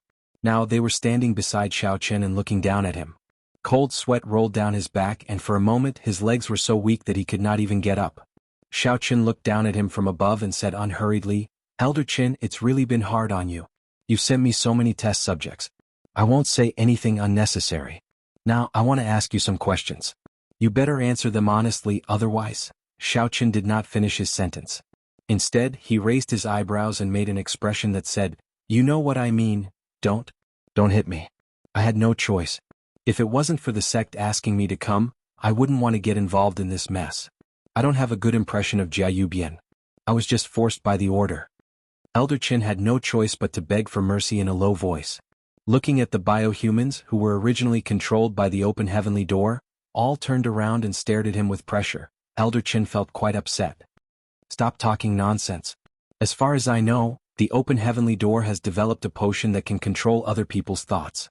I believe you should be very clear about this matter, right?" Xiao Qian looked at Elder Qin with narrowed eyes and asked coldly. I know. Elder Qin subconsciously glanced at the biohumans and thought to himself, "Isn't that the species before these biohumans? First, they were controlled by the potion, then commanded by the token. They were the first generation of biohumans." "Very good. Do you have the antidote for this potion? Do you have it with you? Hurry up and hand it over." Xiao Qian bent down and glared at Elder Qin as he asked fiercely. "I know about the antidote. However, those potions are kept in the sect's laboratory and are strictly guarded. Without sect leader Situ's order, no one dares to use them on their own, let alone bring them with them. Elder Qin explained with a bitter face. Although he didn't know what Xiao Chen wanted the antidote for, he didn't dare to ask. He could only answer honestly, feeling uneasy in his heart. If that's the case, then aren't you worthless? Xiao Chen straightened his body and raised his eyebrows. He was prepared to command the biohumans to kill Elder Qin. When Elder Qin heard what Xiao Chen said, he was so scared that he almost peed his pants. He thought to himself that his life was over. He didn't plan to put up any meaningless resistance, so he closed his eyes tightly and waited for the next attack. 1 second, 2 seconds, 3 seconds. Elder Chen's heart was in his throat for a long time, but he didn't see the whooshing sound of the palm strike. He couldn't help but open his eyes in astonishment, only to see Xiao Chen looking at him with a complicated expression. It turned out that before he gave the order, Xiao Chen suddenly thought of Miss Xing. He remembered that this fellow had said that he was only following the sect's instructions. Wasn't that the same as Miss Xing? When he thought of this, Xiao Chen couldn't help but feel sympathetic. He was silent for a while, then simply waved his hand and said, "Hurry up and get lost before I change my mind. Don't let me see you again." After saying this, Xiao Chen didn't bother with Elder Qin anymore. Instead, he went to untie Jia Muzin, then brought him back to the room and closed the door with a bang.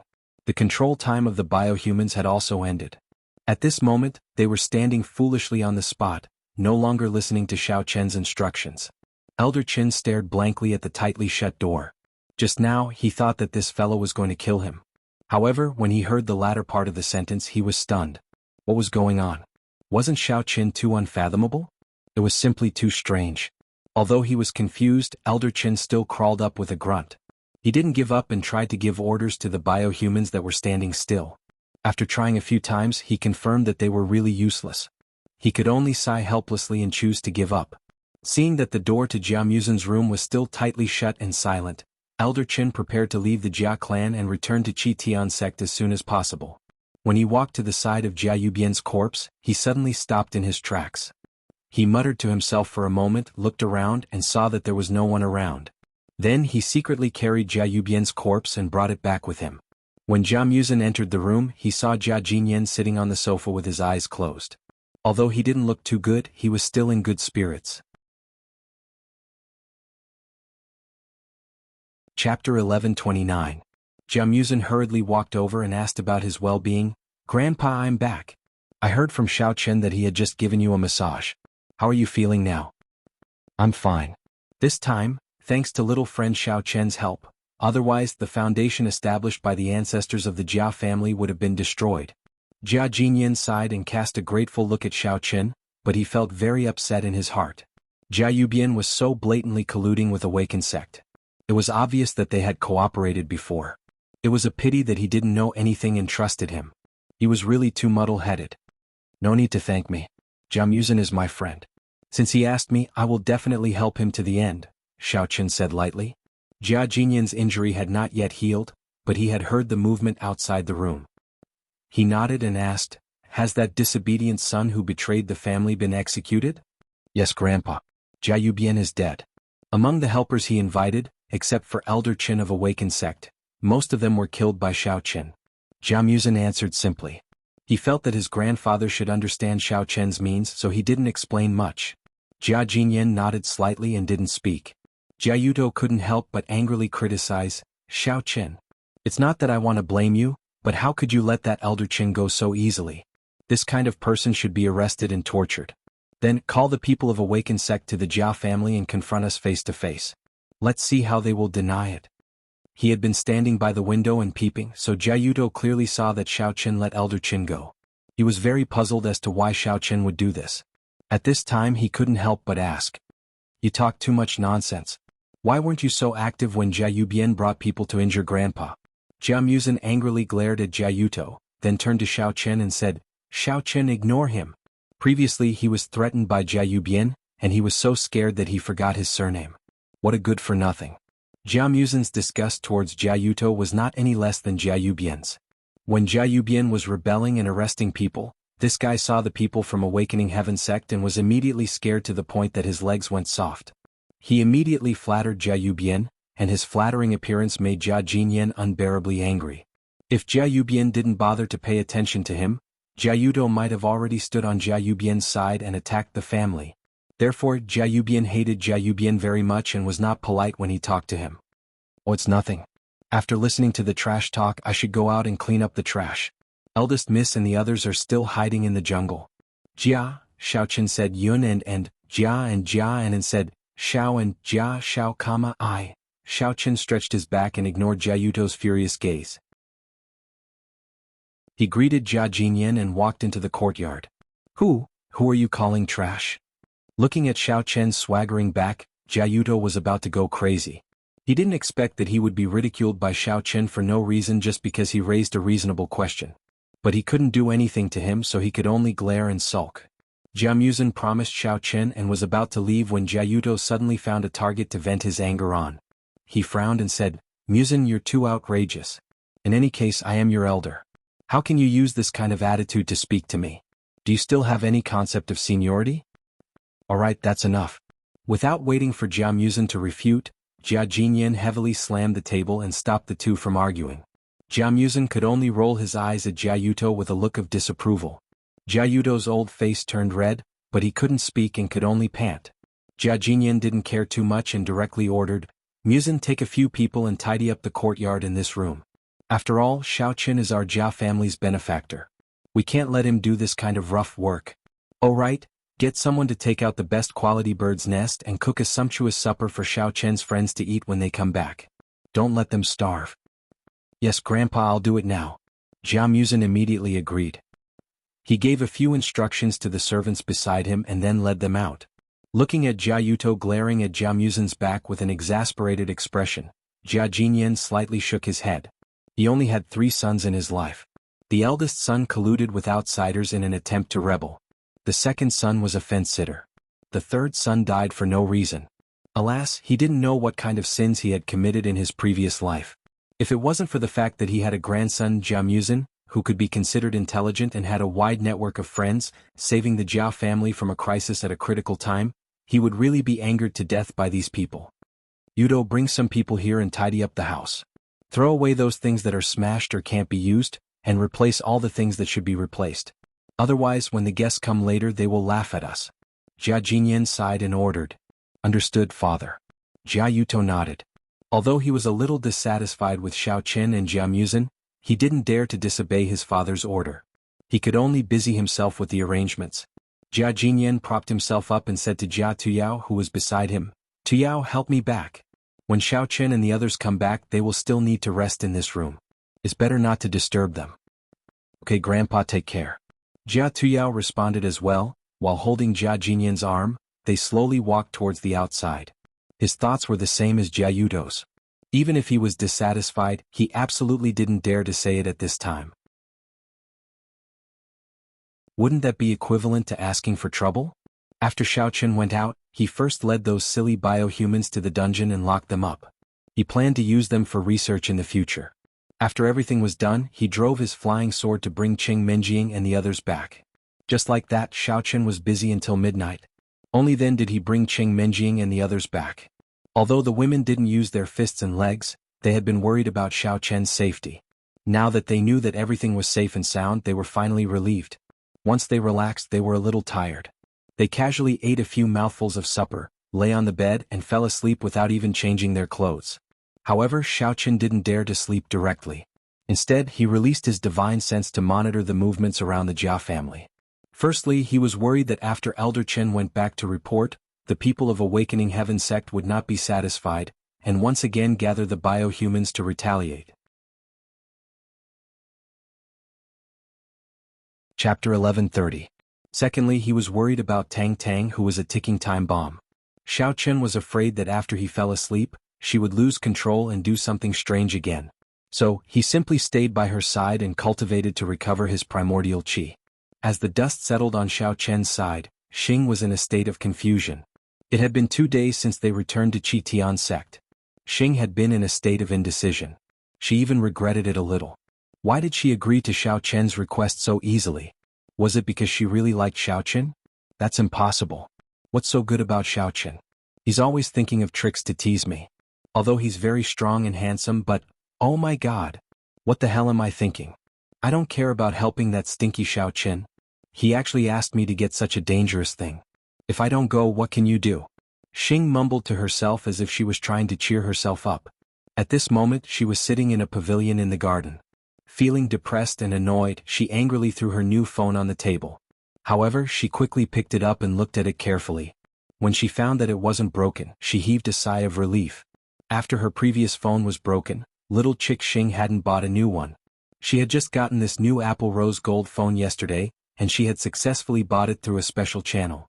Therefore she treasured it very much.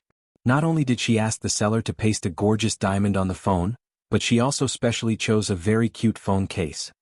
Little Xing, who are you talking to? Elder son walked over and happened to hear Xing mumbling to herself. He couldn't help but look at her in confusion. No, I'm not talking. Xing was startled.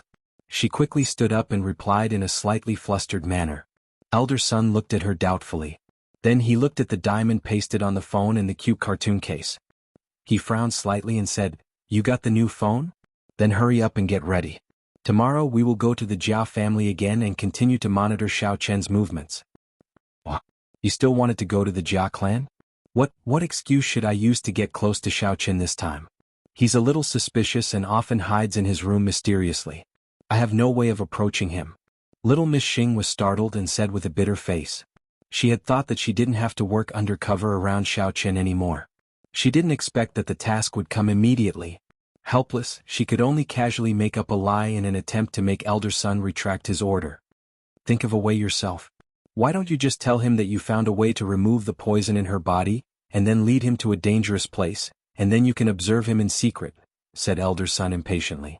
But, if he is really in danger, does he still need me to protect him? If I keep coming and going like this, he will definitely be suspicious of me. Maybe he won't even go. Miss Xing lowered her head and stammered. She thought to herself, Xiao Chen's current strength is so powerful that I don't have the ability to protect him even if I wanted to. Elder son also had a headache. He shook his head and said, "There's no other way. Elder Chen's sneak attack on the Jia family has failed. It's that Xiao Chen's doing again. This fellow is really too troublesome. However, the sect leader doesn't allow me to kill him directly. Now that the Jia family's line of communication has been cut off, we have to think of another way." What? How could this be? Little Miss Xing suddenly raised her head and exclaimed, "Didn't Elder Chen bring many experts with him? How could they fail? That Xiao Chen is actually so powerful. What if I fail to frame him and get myself killed instead? Wouldn't I suffer a great loss?" Lady Xing did not know the inside story of this sneak attack. She also did not know that the people she had brought along were all cyborgs. She only heard that the people following Elder Chen were all venerable experts. Previously, she had been secretly worried for Xiao Chen and Tian Suruan. Therefore, when she heard this news, she could not help but be shocked. "What do you mean by a loss? Do you still think that this is a business transaction?" Elder son looked at little Miss Xing with a strange expression and said in a cold tone, "Little Xing, I realize that ever since you followed Xiao Chen, you seem to have become more and more strange. Not only did you not follow the orders of your superiors, you also became more and more impudent when speaking to me. Do you still remember your status?" "I'm sorry, elder son." Little Miss Xing felt the coldness in elder son's voice and instantly trembled in fear. She hurriedly apologized. In fact, even she didn't realize that her originally cold and emotionless personality was slowly changing as she continued to interact with Xiao Chen. The stiff puppet that only knew how to listen to orders had gradually become an ordinary girl that was filled with all kinds of emotions. "Forget it, I won't punish you this time. Quickly go back to your room and pack up. We will leave tomorrow morning." Elder son coldly snorted and glanced at little Miss Xing thoughtfully. After coldly instructing her, he flicked his sleeves and left. After waiting for elder son to leave, little Miss Xing let out a sigh of relief. She took her new phone and walked back to her room. Her mind was filled with random thoughts. After seeing Xiao Chen, how should I report to him? If he knew that I didn't manage to steal the information, would he kill me in a fit of anger? But even if I really steal the information, the risk is too great. If I'm discovered, it's very likely that I'll be detained. At that time, will I become like Tang Tang? Will I also be forcefully injected with the experimental drug? Will I become a puppet that has no consciousness other than killing people? What's the difference between me and a dead person? It seems that no matter what, I'm going to die this time. What should I do? What should I do? That night, A black shadow quietly snuck into the Qitian Sex Research Institute. The figure easily avoided all kinds of surveillance equipment and guards. Very smoothly he arrived at a room. He took out his phone and deftly turned on the flashlight function. Although the light of the flashlight wasn't very strong, it was still able to illuminate the surroundings of the room. At the same time, it also illuminated the face of the person in black. Impressively, it was little Miss Xing. For the entire afternoon and night, little Miss Xing struggled in her room for a long time. After repeatedly weighing the pros and cons, she finally made up her mind to help Xiao Chen steal the information. In any case, the risk of stealing the information was relatively small. Moreover, during her afternoon thinking, she suddenly thought of a good way. This way could ensure that even if she was discovered and caught, she wouldn't be punished too heavily. But if she didn't steal the information and directly went to find Xiao Chen, it would mean that she was going back on her previous promise to him. Chapter 1131. Xing had always felt that Xiao Chen's temper was hard to understand. If he found out, who knew what he would do? Furthermore, she couldn't bear to watch him every time. Furthermore, this was something she had personally promised him. If she didn't do it, she would feel as if she owed him a huge favor. After all, Xiao Chen had saved her life more than once. Xing remembered it in her heart. She had always wanted to find an opportunity to repay him. Since Xiao Chen needed her help, she couldn't let him down, right? After thinking for a long time, Xing finally decided to wait until the dead of night. Then she would steal some information from the laboratory and bring it to Xiao Chen. After rummaging around for a while, Xing finally found information related to the experimental drug. When she saw the words "control reagent" on the cover, she suppressed the excitement in her heart and flipped through a few pages. After confirming the contents, she returned the laboratory to its original state. Then she took the information and phone and prepared to leave the laboratory. "Little Xing, what are you doing in the laboratory?" Xing had just stepped out of the room and was about to carefully close the door when Elder Sun's cold voice suddenly came from behind her. Xing was so scared that she trembled. She almost threw her phone and the information on the ground. "I'm asking you a question. What are you doing in the laboratory? What is that thing in your hand?" Elder Sun opened his mouth again and asked word by word. Little Miss Xing made a prompt decision. She stiffly turned around and stared blankly at Elder Sun and his subordinates. Then, without saying a word, she mechanically walked past them. From the looks of it, she was a mindless cyborg. "Stop her. Don't let her get away." Elder Sun stared blankly at Xing as she walked past. He was stunned for a moment before he reacted. He hurriedly shouted and chased after her with his subordinates. Xing's figure was rigid, but her strides were large. In a short while, she had already walked quite a distance. She turned a deaf ear to Elder Sun's shouts. Elder Sun didn't expect Xing to be so arrogant. After he finally caught up with her, he blocked her way and angrily shouted, "Little Xing, don't you know that trespassing into the laboratory is a capital offense? And you actually dared to steal the research materials from the laboratory. What are you trying to do?" It turned out that when Elder Sun gave the order to Xing Bingyao in the afternoon, he felt that her actions were a little strange. So, after he left, he sent someone to secretly monitor her every move. In the middle of the night, Elder Sun had just fallen asleep when his subordinates ran over to report that little Miss Xing had snuck into the laboratory and was currently stealing information. Elder Sun finally confirmed his suspicions and hurriedly brought his men over. Little girl Xing remained silent as if she didn't see Elder Sun and his group. Her eyes were blank as she continued to walk forward. Her hand tightly held onto the research document. In fact, this little girl's heart was about to jump out of her throat. When she was thinking about the plan of action at night, she had a flash of inspiration and just happened to think of this trick: pretending to be controlled. If he wasn't discovered when he was stealing the data, then everything would be fine. If he was discovered, then he would act like a robot and deliberately pretend that his mind was controlled by someone, and that was why he was stealing the research data. This trick was also inspired by Tang Tang. She had carefully observed Tang Tang's movements and behavior, and she had learned it very well. Although she didn't know if she could get away with it, she couldn't think of a better way at the moment. So, this was the only thing she could do. "You're still pretending to be dumb?" Elder Sun didn't think too much about it. He thought that Xing Bingyao was just pretending. Suddenly, he felt that his dignity had been seriously challenged. His lungs were about to explode. He immediately signaled his men behind him, "Everyone go. Capture her and lock her in a cell. I want to see how long she can pretend for." "Yes, sir." Several venerable masters immediately nodded. They rushed forward and quickly restrained Xing Bingyao. At the same time, they took away the phone and the research document from her hand. Xing Bingyao first symbolically struggled a few times, but she still couldn't resist the strength of the venerable masters. Only when her hands and feet were tied with rope did she quietly stand still. However, she still had a blank expression on her face. Even when her things were taken away, she didn't show any signs of anxiousness. After angrily bringing Xing Bingyao to the interrogation room, elder son used both carrot and stick on her. He tempted, threatened, and intimidated her.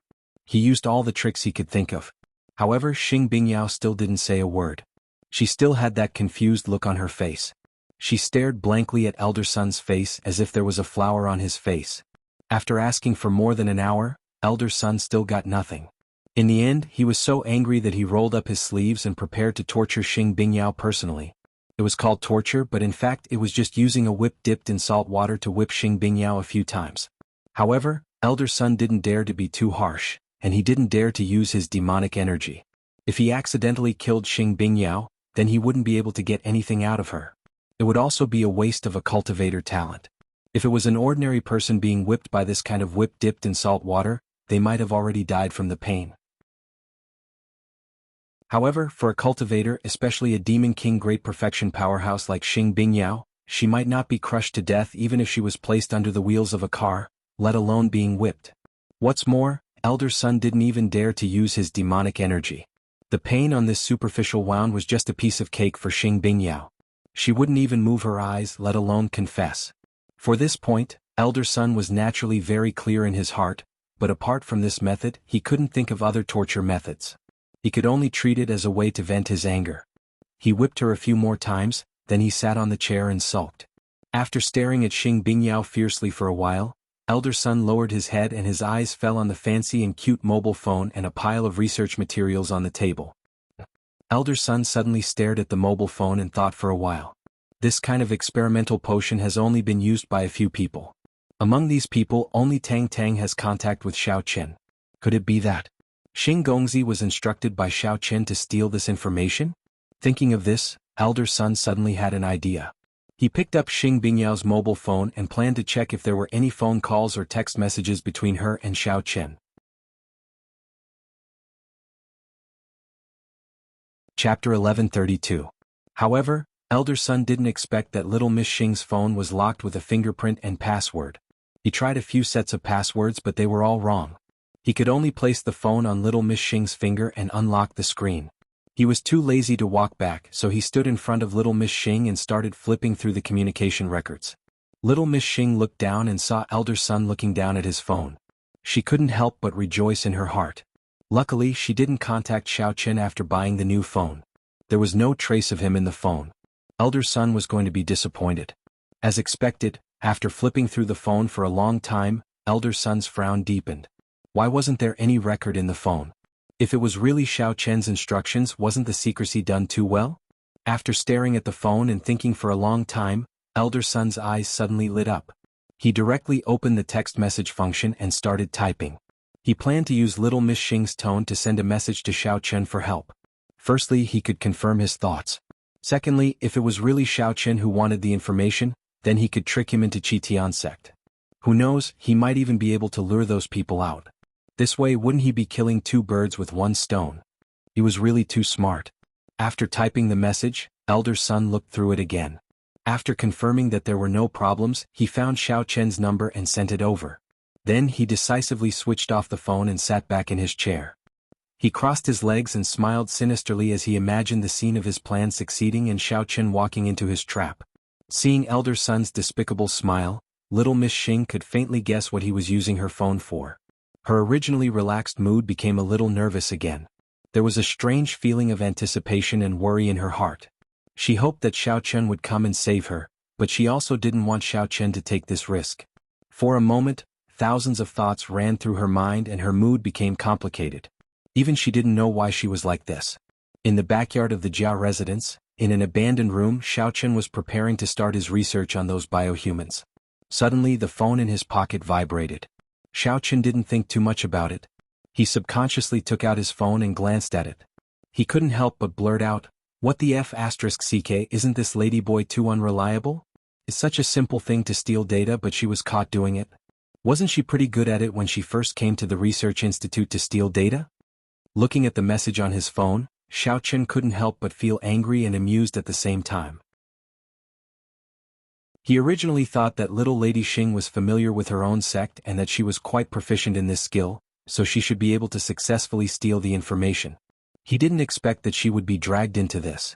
Even though he said that, Xiao Chen still immediately dialed Xing's number. It wasn't until the cold tone of the phone being turned off that Xiao Chen realized that something was wrong. Qing Minjing and the other girls were very bored staying in the courtyard, so they were all by Xiao Chen's side to help him. When they heard what he said, they all stretched their heads and glanced at his phone. There was only a short line of words on it. Xiao Chen's stealing data failed. I've been exposed. Hubby Xiao Chen, are you going to open Heavenly Gate to rescue Xing Xing? Seeing this, Tian Shaoring asked with concern. She pouted and added, Sister Shaoring feels that she's quite pitiful. Open Heavenly Gate is a broken place. There's no human touch at all. It seems that she's only happier when she's with us. Tian Shaoring's words came from the bottom of her heart. After spending some time together, she had quite a good impression of Xing Xing. She felt that this girl didn't pretend and was very refreshing. She also communicated very harmoniously with her, so naturally she didn't want Xing Xing to suffer. Yes. Xiao Chen, why don't you go? No matter what, young Master Xing was caught because he wanted to save Tang Tang. We can't just watch him die. Qing Minjing nodded in agreement. In fact, from the bottom of her heart, Qing Minjing didn't want Xiao Chen to go to open Heavenly Gate. After all, that was the enemy's base camp. It was too dangerous to break in. However, if Xiao Chen really didn't go to save people, it would be somewhat morally unjustifiable. Therefore, her heart was also quite tangled. At this time, hearing Tian Shaoring's words, she finally made up her mind. Well, I'll get ready and go right away. You can tell Jia Muzhen later. But remember not to tell him the truth. Just say that I have something urgent to do and need to go out immediately, so that he won't be anxious and think too much. Xiao Chen put away his phone and warned. The women nodded in understanding. They all knew Jia Muzhen's character. If he knew that Xiao Chen was going to open Heavenly Gate to save people, he would definitely not agree. After all, the risk factor was too high. However, although Ling Er and Ling Chenxue didn't object, they both proposed that they wanted to go with Xiao Chen to save people. Although the strength of the two women wasn't high, they didn't want to let Xiao Chen take risks alone. This kind of anxious feeling was too uncomfortable. Xiao Chen could only comfort them with kind words and appease their emotions. Although open Heavenly Gate wasn't a dragon's pool or a tiger's den, there were too many unknown dangers. If he brought Ling Er and Ling Chenxue, it would be troublesome if he couldn't take care of them when the time came. Taking out the token to control Tang Tang, Xiao Chen was a little hesitant. He was considering whether to bring Tang Tang with him. If this trip went smoothly, he might be able to get the antidote for Tang Tang while rescuing Xing Tang. If he gave her the antidote directly, the control potion would naturally be cured. Leave the token to us for safekeeping. It's more convenient for you to move alone. Qing Minjing saw Xiao Chen's doubts. She reached out and gently took the token. She explained, otherwise if you bring Tang Tang with you, they might have other measures to capture her again. Then you'll be at a loss. Although Qing Minjing used to have some hostility towards Tang Tang, it had long disappeared with time. At this time, she was also considering Tang Tang's safety. Alright, then I'll leave Tang Tang in your care. Xiao Chen felt that what the eldest miss said was reasonable, so he smiled and agreed. He tidied up a little, opened the door and walked out. The girls naturally wouldn't stay in the room. They rushed out and stood behind Xiao Chen as if they could cheer him on. Xiao Chen took out his flying sword and waved to Qing Minjing and the other girls. He smiled faintly and said, Don't worry, I will definitely come back safely and I can also bring Xing Tang back. Don't worry too much about me. Just wait for me to come back. After that, Xiao Chen jumped on the flying sword and instantly left the Jia family, flying in the direction of Qitian Gate. Watching the flying sword break through the air, Xiao Chen's figure gradually became a small black dot. Qing Minjing and the other girls looked at each other and could see the deep worry in each other's eyes. However, they had no other way. The only thing they could do was to take Tang Tang back to the courtyard and pray silently, hoping that Xiao Chen could return smoothly.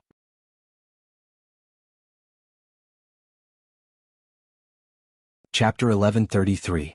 In the Dungeon of Awakening Gate.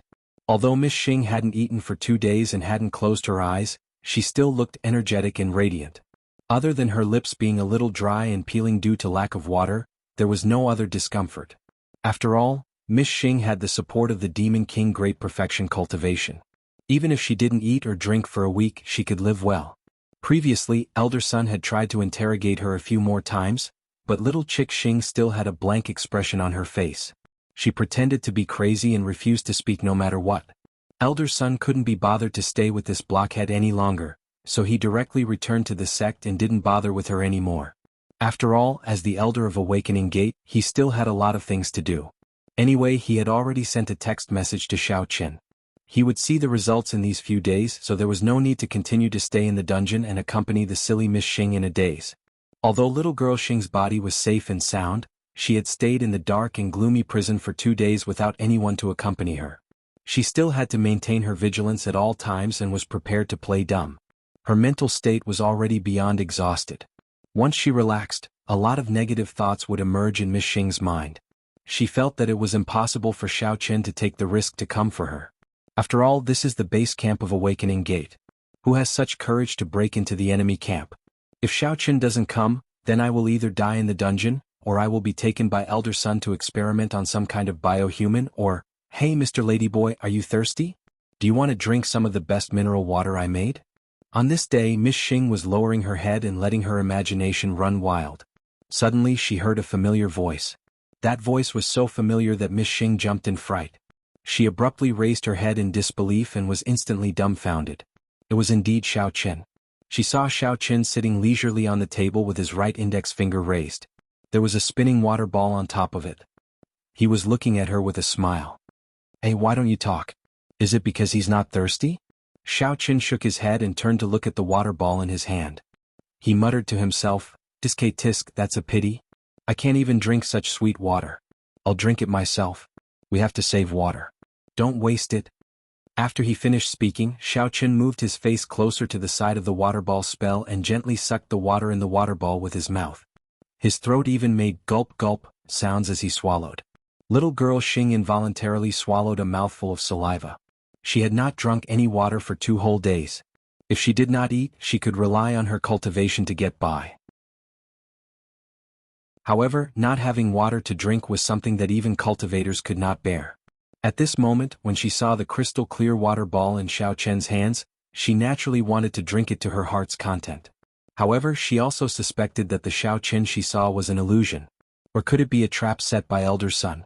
Since she didn't know the enemy's situation, she could only choose to pretend to be unmoved. Alright, stop pretending. Drink some water. Once you're done, I'll take you and escape. Xiao Qin had no choice but to raise the water ball spell to her mouth when he saw how pitiful Xing Er was, but she still pretended not to care. However, the originally fist-sized water ball had shrunk to the size of a ping-pong ball after Xiao Qin drank a few mouthfuls. Xiao Qin, it's really you? When little girl Xing's lips came into contact with the water ball, she instantly felt a cooling sensation. She couldn't care about pretending to be confused anymore. She hurriedly opened her mouth and swallowed the entire water ball. Then, she gulped down the water in large mouthfuls. However, before she could drink a few mouthfuls, the water ball was completely exhausted. Little girl Xing was still unsatisfied and unconsciously used her tongue to lick her teeth. In the end, the tip of her tongue touched a strange thing. I say, Prince Ladyboy, your tastes are very unique.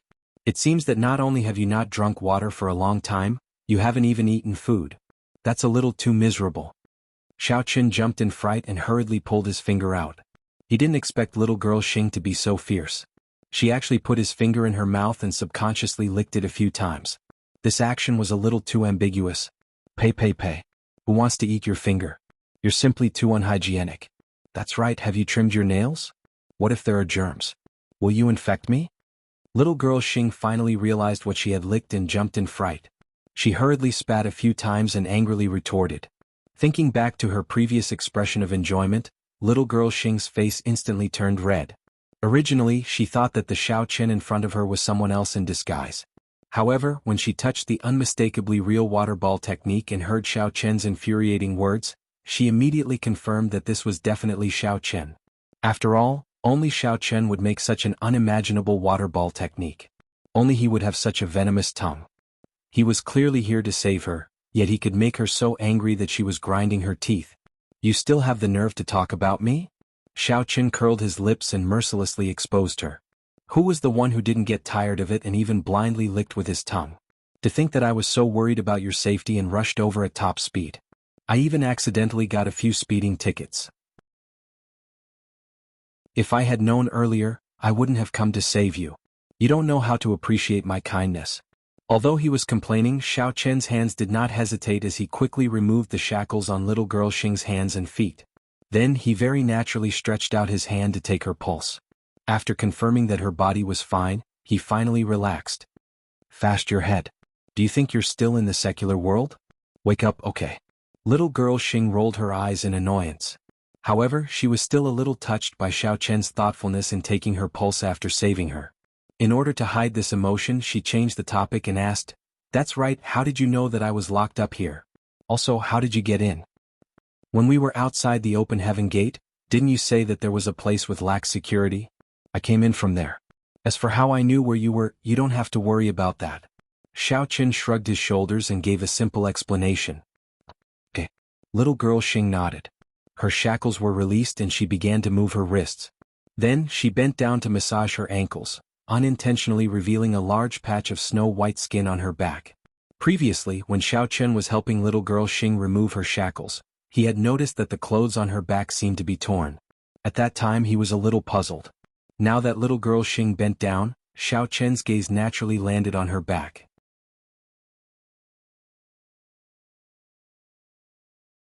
Chapter 1134. He saw that on Miss Xing's snow-white back, there were many ghastly scars. Her flesh was twisted and blood-stained. It was obvious that she had been whipped recently, causing her perfect back to become a complete mess. Xiao Chen's expression changed when he saw this scene. A murderous intent flashed in his eyes. His tone immediately turned cold as he asked, "Xing Gongzi, what happened to your back? Who whipped you? What injury?" Xing Gongzi was stunned. She straightened her body and touched her back.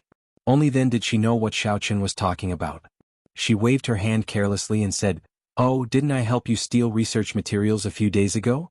In the end, I was caught by Elder Sunday. Fortunately, I was smart enough to pretend that my mind was being controlled by someone and became like Tang Tang. That's how I was spared." Spared? Xiao Chen's brows furrowed tightly. He looked at Xing Gongzi pulling up the clothes on her back and asked with dissatisfaction, "There are so many wounds on your back. How can you be considered spared? Who did this to him?" Xing Gongzi smiled and explained, These injuries were caused by Elder Sunday. But it's not a big deal. It's not like I hurt my muscles or bones. It's fine. When I was cultivating in the past, the injuries I suffered were much more serious than this." Elder Sun, right? Xiao Chen's tone was gloomy. "I've long wanted to meet him. He even dared to be so heavy-handed with my people. His position as an elder has come to an end." Xiao Chen didn't get angry. Instead he smiled. But that smile revealed a cold, murderous intent. Xing Gongzi couldn't help but shiver. Seeing Xiao Chen like this, Xing Gongzi didn't feel at ease. Instead, she frowned and was a little worried. After all, there were many masters in Qitian Gate. She was afraid that Xiao Chen would impulsively go find Elder Sunday. Now that they were finally freed, it would be really hard to escape if they were caught again. Therefore, Xing Gongzi didn't mind Xiao Chen saying that she was his person. Instead, she pulled him and hurriedly said, "Forget it, Xiao Chen. This little bit of pain is nothing to me. Think about my cultivation. This little bit of skin wound can't hurt me at all. Let's leave Qitian Gate first. Who knows when Elder Sun and the others will come back." "It's fine. I'll send you to a safe place first before coming back to teach Elder Sun a lesson." Xiao Chen's tone softened. He casually took off his jacket and draped it over Xing's body. Then he helped her out of the dungeon. Xing Gongzi knew that Xiao Chen was helping her cover the wound on her back and her torn clothes. She couldn't help but feel a burst of warmth in her heart. She tightened the jacket on her body and wanted to say a few more words to persuade Xiao Chen. Unexpectedly, just as she walked out of the dungeon, she saw Elder Sun and a middle-aged man walking shoulder to shoulder in the direction of the dungeon. There were even a few venerable experts following behind them. They were the people who had captured her earlier. Xing Gongzi was shocked and immediately returned to her original state. She started to act dumb and stared blankly into the distance. At this time, Elder Sun also saw the movement in front of the dungeon. He saw Xiao Chen supporting Xing Gongzi and preparing to sneakily escape. He was stunned for a moment before shouting, "Damn! Xiao Xing, you traitorous disciple. You really have something going on with Xiao Chen. I've finally caught you red-handed. You have nothing to say, right? Why aren't you going to surrender? Xing Gongzi turned a deaf ear to him and continued to walk in the direction of the escape with a blank look. Elder Sun was furious and immediately ordered his subordinates behind him. What are you waiting for? Hurry up and attack. Capture both of them. The few honorable experts exchanged glances and immediately used their movement techniques to rush over. They surrounded Xiao Chen and Xing Gongzi in the middle. Then they circulated their mental cultivation techniques and were ready to attack at any time. Seeing Xing Gongzi suddenly turn into a blank look, Xiao Chen immediately understood the reason. His face darkened and he angrily said, "Looks like you are Elder Sun? What a coincidence, I was just about to look for you. Since you're here, there's no need for you to leave. You overestimate yourself. I should be the one saying that to you." Elder Sun walked over and coldly snorted, "Do you think that after killing a few useless biohumans, you have enough strength to fight against the open heavenly gate? Today, I'll make sure that you won't be able to leave alive." After saying that, Elder Sun did not wait for Xiao Chen to make his move. He turned around and ordered his subordinates, "Xiao Chen is full of tricks. Don't show any mercy. All of you attack. Don't give him any chance to attack." "Yes, sir." Since Elder Sun had spoken, the honorable experts naturally would not show any mercy. In an instant, they raised the demonic chi in their bodies to the maximum. Then they waved their palms and slapped toward Xiao Chen. The air was suddenly filled with a suffocating and thick killing intent. TSK, I realize that you people are even more stupid than the biohumans. Do you really think that I'm a weakling that you can kill as you please? As Xiao Chen mocked them, he immediately circulated his mental cultivation techniques. He took out his flying sword and infused it with his divine sense and mental strength. He waved his sword and shouted loudly, "So what if you're honorable experts? All of you can go to hell." The middle-aged man who came with Elder Sun had not spoken before. He just watched from the side. When Xiao Chen was surrounded, he only raised his eyebrows and did not look proud. Because he knew that since this kid dared to come alone, he must have come prepared. It was just that he did not know what Xiao Chen's ultimate move was. When Xiao Chen mocked Elder Sun, the middle-aged man's ominous premonition became stronger. When he saw the flying sword break through the air, he finally felt that the situation was not good. He could not help but shout, "Danger! Be careful! Get out of the way!" Whoosh. Although the middle-aged man's shout was considered timely, the honorable expert's reaction speed was still a step too slow. The flying sword in the air split into two, then two into four. In a flash, it transformed into the same number of honorable experts. Those flying swords stopped in the air for a short while. All of them drew a strange arc in the air and went straight for the heads of the surrounding honorable experts. Those honorable experts did not understand what was going on. They saw a strong light flash in front of them, and then a large hole was pierced through their heads. They were even sent flying by a strong force. They did not even have the chance to scream. When they landed on the ground, they were all dead. What? This is... Elder Sun's mouth was wide open in horror. He looked at the lifeless honorable experts on the ground in disbelief. His back was drenched in cold sweat and his heart felt incomparably cold.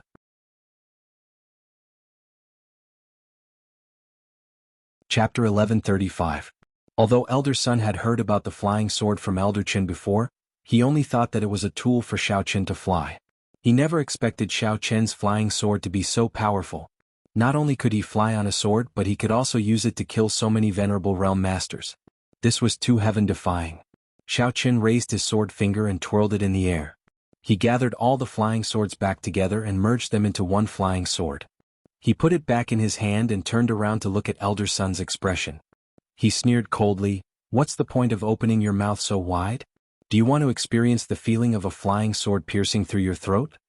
Elder Sun's entire body trembled, and he immediately closed his mouth. Because he closed his mouth too quickly, the sound of bones cracking could be heard, and he almost dislocated. Xiao Chen didn't look at him. Instead, he lowered his head and admired his flying sword. He said calmly, "What do you think? My new ultimate technique is powerful, right? Do you want to find some venerable realm masters to test it out on me?" Actually, Xiao Chen's divide and strike technique was inspired by the fire of the underworld. In addition, he had seen some cartoons in the past. Then he came up with it on his way to the open heavenly gate. After coming up with this technique, he tested it repeatedly before he finally succeeded. Now that he was using it, it was indeed powerful and effective. However, this ultimate technique had its own weakness. Basically, every time it was used, it would consume a large amount of yuan qi and mental strength.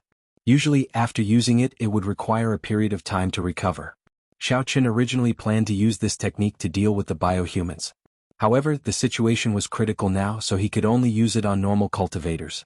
At least, it could save them in an emergency. Otherwise, if Xiaoqun really had to face so many venerable realm masters alone, he might not have 100% chance of winning. Moreover, he had to split his attention to take care of Lady Xing, who was pretending to be dumb. Apart from Elder Sun and the other cultivators, the middle-aged man who warned them just now didn't look simple either. Weighing the pros and cons, Xiaoqun could only choose to unleash his ultimate move first. On the one hand, he could reduce the enemy's combat power, and on the other hand, he could intimidate Elder Sun and the middle-aged man. After that, he could think of a way to escape. This sect leader Situ, do you think we should send those biohumans over to block them? Elder Sun was so frightened that he took a few steps back. He stuttered and asked for instructions. Xiaoqun is too powerful. If this goes on, I'm afraid all the venerable experts in our sect will. Elder Sun was smart enough to not finish his discouraging words. In fact, he was also shocked by the move just now and felt that he could not resist it. He was afraid that if Xiaoqun was unhappy, he would use his flying sword to stab him to death. Lunatic, why don't you go block the flying swords yourself? Hearing how Elder Sun addressed him, the middle-aged man was obviously Open Heaven Sect's sect leader Sidu Qitian. He glared at Elder Sun and took a few steps forward vigilantly. He looked at Xiaoqun and said in a low voice, Xiaoqun, I didn't expect you to have some ability. However, this doesn't mean that our Open Heaven Sect is afraid of you. How about this, let's each take a step back this time. We'll fight openly again another day. What do you think? Sidu Qitian was not like Elder Sun, who was afraid of Xiaoqun's flying sword. It was just that he had heard from Elder Qin that Xiaoqun had other strange moves that he had not used until now. Therefore, Sidu Qitian did not plan to act rashly. He wanted to figure out Xiaoqun's trump card first before making a long-term plan. Oh, no problem. Since sect leader Situ has spoken, I have to give you face no matter what, right? Then we'll meet again. Xiaoqun nodded nonchalantly. Then he held the flying sword in one hand and held Xing's arm in the other as he walked out. However, they had only taken a few steps when they were stopped by Sidu Qitian again. Xiaoqun frowned and looked coldly at Sidu Qitian. He said indifferently, Sect leader Situ, what do you mean by this? Are you going to swallow your words back into your stomach? As a dignified sect leader, how can you be so immoral? Don't you think you're not magnanimous enough? Ah, Xiaoqun, don't misunderstand. That's not what I meant. Sidu Qitian smiled faintly. He pointed at Xing Chik and said, I just said that you can leave, but little Xing is a member of our Awakening Heaven sect. I'm afraid it's not appropriate for you to take her away so openly, right? What's not appropriate? Why don't I feel that way? Xiaoqun raised his eyebrows and looked at Sidu Qitian provocatively. Sidu Qitian saw that Xiaoqun's attitude was so unyielding, and his face stiffened. He said stiffly, if you really take her away and word gets out, I, Sidu Qitian, won't have the face to mingle in the inner martial arts circle. So, I hope that you can keep her and hand her over to Open Heaven Sect to deal with. Hand her over to you for what? Is this what you mean by taking a step back? Xiaoqun sneered. Then I'm sorry, I don't accept your conditions. Today I must take Xing Gongzi away. If you think that you have the ability to keep us here, then you can try. Xiaoqun naturally knew that things were not so simple. He simply shed all pretense of cordiality and raised his flying sword, pointing it at Sidu Qitian. Then he slowly injected his mental strength into the sword. Ah, good. Very good. Sidu Qitian threw his head back and laughed a few times. Without another word, he circulated his mental cultivation and displayed the strength of a perfected supremacy.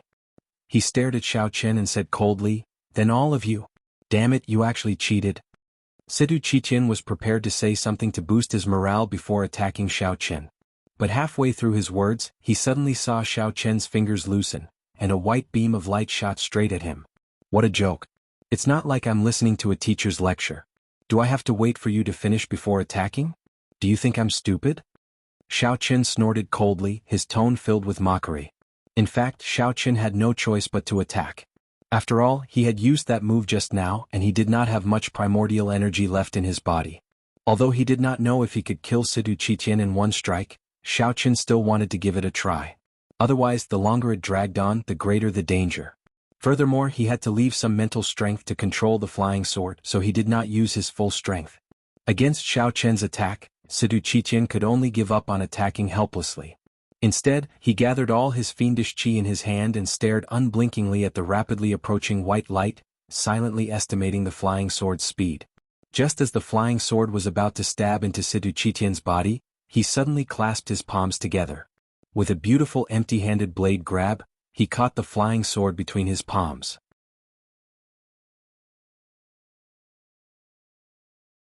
Chapter 1136.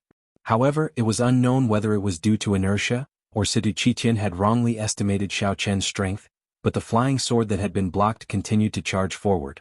It only stopped when the tip of the sword pierced Sidu Qitian's forehead. The skin between Sidu Qitian's brow was also pierced, and a drop of blood instantly flowed down his nose, looking a little scary. Oh, your reaction is quite fast. You're much stronger than those defeated soldiers under you. No wonder you can become the sect leader of Awakening Sect. Xiao Chen curled his lips. He looked calm and collected on the surface, but he secretly lamented that it was a pity. He had thought that he could kill Sidu Qitian with his flying sword, but he did not expect that Sidu Qitian would be able to catch it. This old fellow really had some ability. Sidu Qitian threw away the flying sword in his hand and wiped the blood on his forehead. His expression was very ugly. Since he had broken through to become a venerable expert, this was the first time he had been injured, and it was a sneak attack. It was simply too embarrassing. Fortunately, there was only Elder Sun beside him. Otherwise, if disciples from other sects saw this, he would lose a lot of face. Xiao Chen, don't be too proud of yourself. Seeing Sidu Qitian's gloomy face after being injured, Elder Sun hurriedly stood up and retorted loudly, "Why don't you say that even your most powerful move was easily resolved by our sect leader Sidu? I'd like to see what kind of ability you have next, enough to let you leave Awakening Sect." As he spoke, Elder Sun lowered his head, and his eyes suddenly fell on the flying sword on the ground. His eyes suddenly lit up and he pounced forward, reaching out to snatch the flying sword. Just as Elder Sun's fingertips were about to touch the flying sword, he heard a swoosh sound, and the flying sword rose from the ground and flashed past his eyes. Elder Sun watched the flying sword return to Xiao Chen's hand, but he himself had fallen flat on his face. Xiao Chen easily used his mental strength to control the flying sword and took it back into his hand. Then he looked at Elder Sun, who had angrily climbed up and dusted himself off, and said, "Surnamed Sun, you've lived so many years, but have you been living like a dog? Aren't you a little too naive? How could I only have this move? Didn't your Elder Chen tell you that I still have many strange tricks up my sleeves?" Elder Sun and Sidu Qitian were stunned. They looked at each other, and Elder Chen's horrified description appeared in their minds at the same time. Elder Chen said that not only could Xiao Chen control biohumans, but he could also control a kind of black shadow. Not only could it help him absorb damage, but it could also release bluish-purple flames that could instantly burn biohumans to ashes. As for Xiao Chen, he had not even used these moves yet. The two of them immediately felt a little guilty and did not know what to say to retaliate. When Xiao Chen saw Sidu Qitian and Elder Sun's expressions suddenly turn a little grave, he immediately guessed that Elder Chen must have exaggerated when he reported. Otherwise, these two fools wouldn't have been so easily intimidated by his one sentence. "Don't think I don't know that she's an outstanding disciple of your sect. Controlling such a person is the most fulfilling thing." Xiao Chen immediately guessed that Elder Chen must have exaggerated when he reported. "Don't think I don't know that she's an outstanding disciple of your sect. Controlling such a person gives me the greatest sense of accomplishment." Xiao Chen, don't try to trick me. I won't believe you. You're just a rogue cultivator from the secular world. How could you control someone's mind without the help of any drugs? Do you really think we're 3-year-old children? Elder Sun snorted. Although he said that, he knew that Elder Chen was not lying. After all, this guy had brought 7 or 8 biohumans out and none of them returned. It was absolutely impossible to say that Xiao Chen did not have some trump cards. However, Xiao Chen said that he could control people's minds. This was complete nonsense. How could he do this without the use of drugs? Even the Awakening Gate itself had been researched for several years and experienced countless failures before it was able to produce those barely qualified experimental potions. Sidu Qitian, on the other hand, did not say a word as he looked at Xiao Chen in front of him in silence. He sighed in his heart. Back then, that good-for-nothing who could not cultivate, an ant who was mercilessly suppressed in the secular world, actually had the qualifications to come to the inner martial arts world. He had even walked into the Awakening Heaven Sect's headquarters and stood in front of him. As for his painstaking efforts, would they bear fruit? The person behind Xiaoqin, when will you come out? I, Sidu Qitian, don't have that much time to play with you. Oh, since you don't believe me, then I'll let you see. Xiaoqin ignored Sidu Qitian's changing expression and shrugged. He directly released his divine sense to Elder Sunday. Don't joke around. Smack. Elder Sun was just about to laugh at him when he suddenly raised his left hand and slapped himself hard. Sidu Qitian's thoughts were immediately interrupted as he looked at this scene dumbfounded. What was going on? Elder Sun was controlled just like that? But Xiaoqin did not even touch him. Xiaoqin leisurely retracted his divine sense and stared at Elder Sun with a cold smile. How is it? Impossible? Try saying that again? This? Elder Sun was completely dumbfounded. He subconsciously reached out and touched his face, only to feel a burning pain on his face. When he was being controlled just now, he could not do anything and could only watch his own hand hit his face heavily. He did not even have the slightest consciousness to resist. What happened? Why am I here? Little Miss Xing had seen the whole process just now and was not confused at this time. She immediately woke up when Xiaoqin was controlling Elder Sunday. She looked left and right in a daze and said in a daze, Sect Leader Situ, Elder Sun, why are you here? So, Xiaoqin, what are you doing here? After saying that, little Miss Xing immediately took a few steps back and slightly distanced herself from Xiaoqin. She had a vigilant look on her face.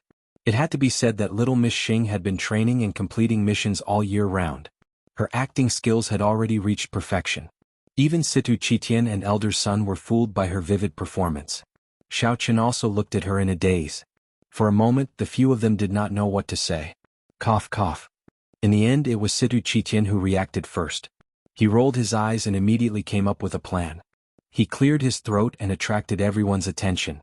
He first looked deeply at little Miss Xing, then turned his head and said to Xiaoqin with a solemn face, Xiaoqin, don't think that just because you know some crooked tricks, I won't dare to do anything to you. If not for the fact that the venerable mystic realm is about to open and I don't want any more losses, I would have already kept you here.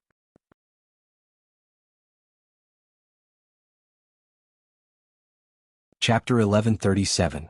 Oh. Xiaoqin scratched his head, secretly praising Xing's outstanding acting skills. Just like that, she managed to fool these two idiots.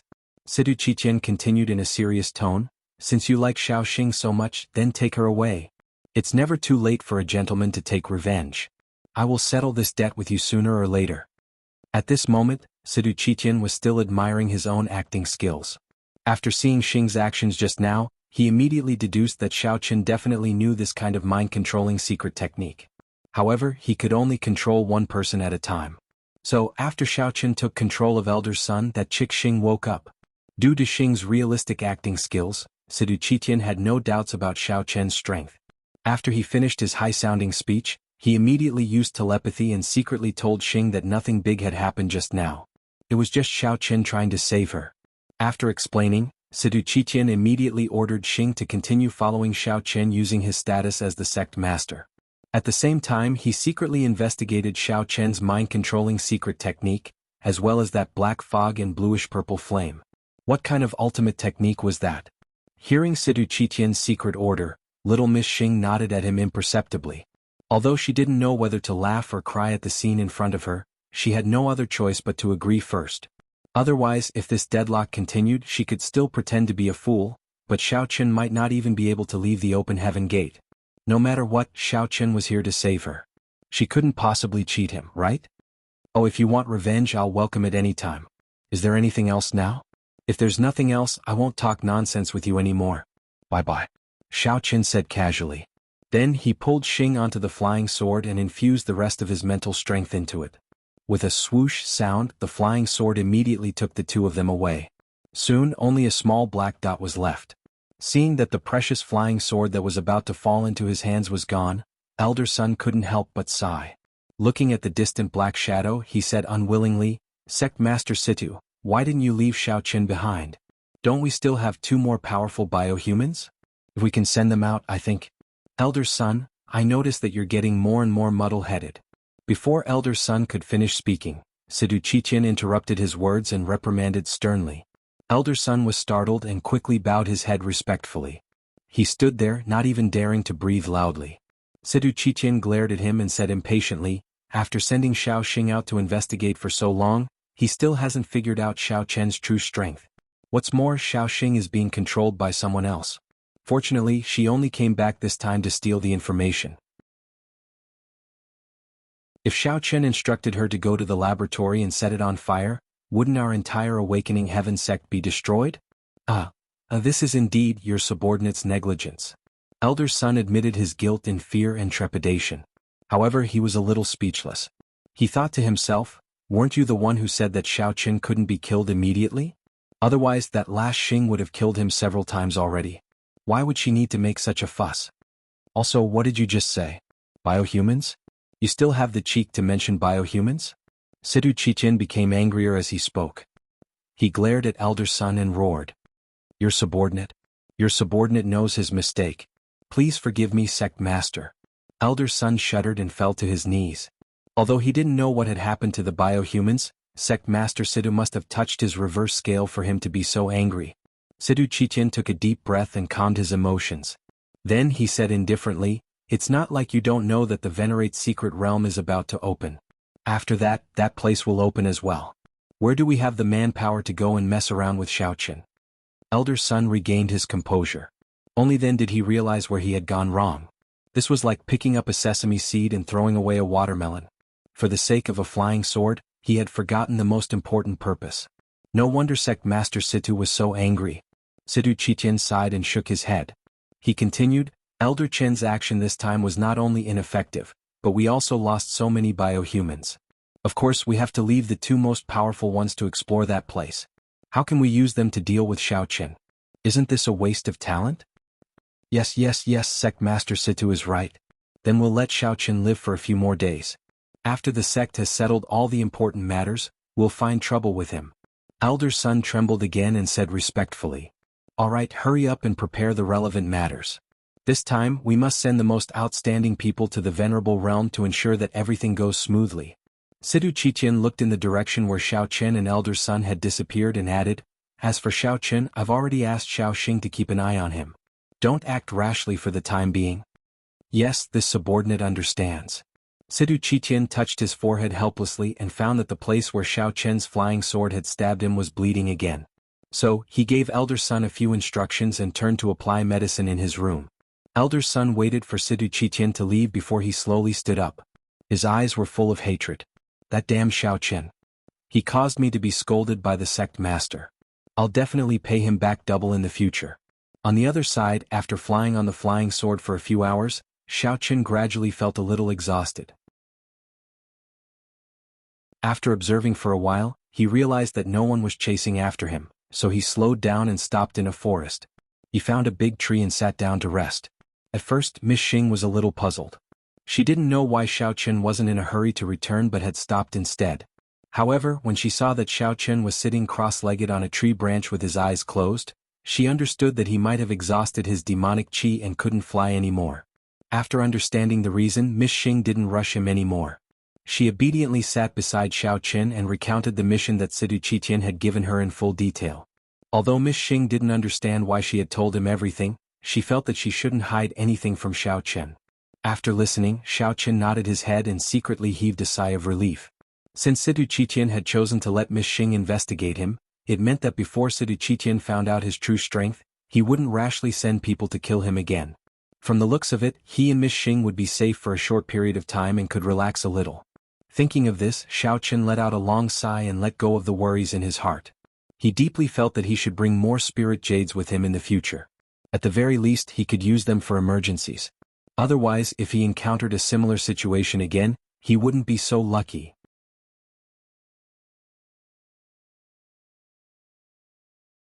Chapter 1138.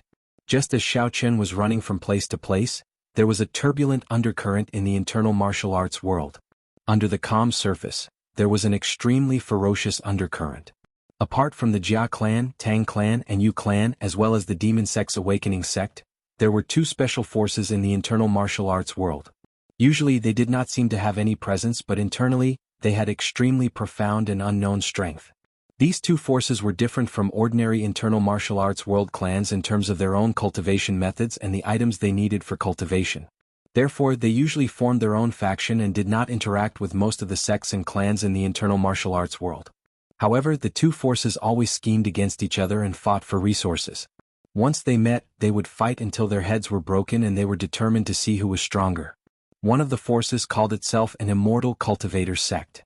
It was formed by Song Huawu, Song Qingshu's Song clan, Hongzhu's Hong clan, and a few other less famous clans. However, they did not use the title of Immortal Cultivator sect when they interacted with the outside world. For example, the Hong clan appeared as a merchant clan, while the Song clan disguised themselves as a middle-level cultivation clan. This was to protect the secret of their Immortal Cultivator sect. As for the origin of this Immortal Cultivator sect, it was precisely because the ancestors of their clans had unintentionally mastered some unique cultivation methods that were much more exquisite than those of the martial cultivators and demonic cultivators. Therefore, this sect was formed by a few clans that had discovered the cultivation methods together. Considering that if the cultivation methods were to be spread out, it might cause other sects to fight over them, they usually kept a very low profile and only moved in a small circle. Although others knew that these clans had a close relationship, they would never think that they were actually a force. The other sect was the Ghost Cultivator sect, which corresponded to the Immortal Cultivator sect. They called themselves the Tranquil Forest sect to the outside world. These people were inextricably linked to the West Mountain in the secular world. Due to their unruly and evil behavior, they were not accepted by the world and were known as evil cultivators. Therefore, they were like street rats and did not dare to be too ostentatious. In the cultivation methods left behind by their ancestors, the Immortal Cultivator sect found a place where one could advance after breaking through the Venerable Realm consummation. They called it the Immortal Cultivation World. On the other hand, the ancestors of the Tranquil Forest sect had entered the Immortal Cultivation World with the help of the treacherous and cruel cultivation methods. They left hints for their descendants, hoping that they could cultivate to the Immortal Cultivation World as soon as possible so that they could enter the Immortal Cultivation World and seek refuge with their ancestors. It was precisely because these two forces had the same goal, and they both wanted to be the first to enter the world of cultivation. Thus, they usually secretly mobilized their forces and accumulated their strength. Once they met, there would definitely be endless conflicts. No matter which side it was, they didn't want the other side to get ahead of them. Apart from these, most of the sects and clans in the martial arts world were still stuck at the stage where they were trying to break through from martial king to martial venerable. The path of the venerable was prepared for these people. These people had never thought that there would be a higher realm after the venerable realm. This problem was finally solved when Situ Chitian of the Awakening Heaven sect broke through to the 10th level of the venerable realm. After Situ Chitian reached the 10th level of the venerable realm, he vaguely felt that there was a higher level after that. However, when he tried to break through, he could not find a way. After thinking for a long time, he suddenly thought of something. If a king could use the Immortal Cultivation World to break through to the venerable realm, would there be a similar arcane realm that could help in breaking through to the venerable realm? Thinking of this, Situ Chitian immediately sent out all the disciples of the sect to search the Immortal Cultivation World. He especially focused on the venerable realm. Finally, during a search of the venerable realm, the experts of the Qi Heavenly sect found an ancient ruin near the arcane realm. Based on some vague hints left behind, they learned that there was a secret path in the ancient ruin. It could be opened with spiritual jade at any time, and they could use it to enter the Immortal Cultivation World. When these experts sent the news back to the Qi Heavenly sect, Situ Chitian was overjoyed. However, the news that came next made his mood drop from the peak to the bottom. It turned out that those experts were so excited that they didn't wait for Situ Chitian's next order and tried to venture into the cultivation world. In the end, after going for half a month, not a single one of them returned. The people waiting outside felt that something was wrong and finally chose to report back to the sect. Situ Chitian sent a few more groups of people of different strengths to try. The result was no exception. No one could come out after they went in. Hence, no one dared to go in later. Situ Chitian had no choice but to rack his brains. Only then did he get people to develop those controllable biohumans. He planned to let them carry pinhole cameras and go in to explore the path first. Although this matter was extremely secretive, and the normal families and sects in the Immortal Cultivation World did not know much about it, it somehow spread to the ears of the Immortal Cultivation World and the Ghost Cultivation World. The leaders of the two sects reacted in unison. They laughed at Sidu Qitian and were very dismissive of his method of entering the immortal cultivation world through the ancient ruin. There was no other reason. It was because they all knew that there was another easier way. That was, by sacrificing young women with spiritual qi, they could easily open the door to the immortal cultivation world. Hence, they would not send people to take risks in such an unknown place. In the immortal world, Songning City was still a peaceful scene. That night, Li Xian'er returned to the place where she lived exhausted. Just as she opened the door, she felt that the usually empty house suddenly had something extra. Li Xian'er looked over and saw a woman in black sitting on a chair. She was shocked, but when she saw who it was, her nervous expression immediately relaxed. "Master, why are you here?" Li Xian'er closed the door and asked while boiling water, "Is there something urgent?" "Actually, you could have just given me a call. There was no need to come in person. I heard that it is also very troublesome for the immortal cultivation world to come to the immortal world." Li Xian'er finished boiling the water and made a cup of tea for the woman in black. Then she stood in front of her respectfully.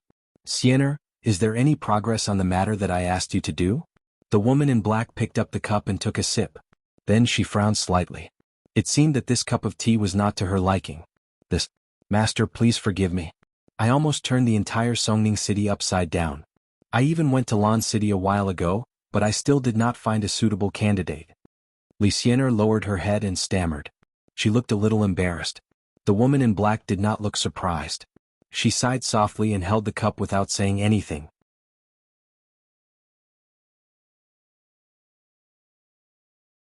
Chapter 1139. Li Xian'er bit her lower lip and added, "But don't worry, master. As long as you give me a little more time, I will definitely help you find a suitable candidate." The woman in black raised the cup in her hand and was about to put it to her mouth when she heard Li Xian'er's words. She paused for a moment and put the cup back on the table. She shook her head and said, "I heard that the ghost cultivation sect is also looking for a suitable candidate. If you can't find the person before they find the person, I'm afraid that not only our Five Elements sect, but also the entire immortal cultivation sect will be in trouble." Could it be that the other sects and families have also found nothing? Li Xian'er was surprised and asked subconsciously. "You can say that. Currently, only the Hong family has found someone who is barely qualified, but one person is definitely not enough." The woman in black nodded with a somewhat annoyed expression on her face. "But master, it's too difficult to find a suitable person. Is there no other way to enter the immortal cultivation world?" Li Xian'er complained gloomily. She had been running around looking for a suitable candidate for the past few months. She had worn out several pairs of shoes and spent an incalculable amount of money. In the end, she still couldn't complete the task. There were too few suitable people. The woman in black shook her head helplessly. She stared at Li Xian'er's eyes and said, "Actually, you also know that you were originally a good candidate. If it wasn't for the fact that your physique isn't very suitable for immortal cultivation, which greatly affects the progress of your cultivation, we wouldn't have to go through so much trouble looking for you." Li Xian'er was slightly shocked and dejectedly hung her head. In fact, she also wanted to make more contributions to the sect. However, the indisputable fact was that no matter how hard she cultivated, she couldn't make a breakthrough. Currently, she was still lingering around the qi refining stage. This matter was the biggest sticking point in Li Xian'er's heart. "I'm sorry, Xian'er. Master was impatient and spoke harshly just now. Don't take it to heart." The woman in black could see that Li Xian'er was a little sad after being exposed. She reached out her hand and touched Li Xian'er's head and said apologetically, "It's okay, master. I don't mean to blame you. I just feel a little guilty." Li Xian'er raised her head and forced a smile.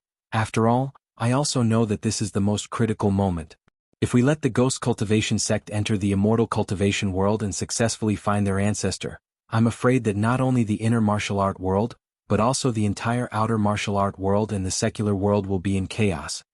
Li Xian'er was usually careless and was no different from ordinary people.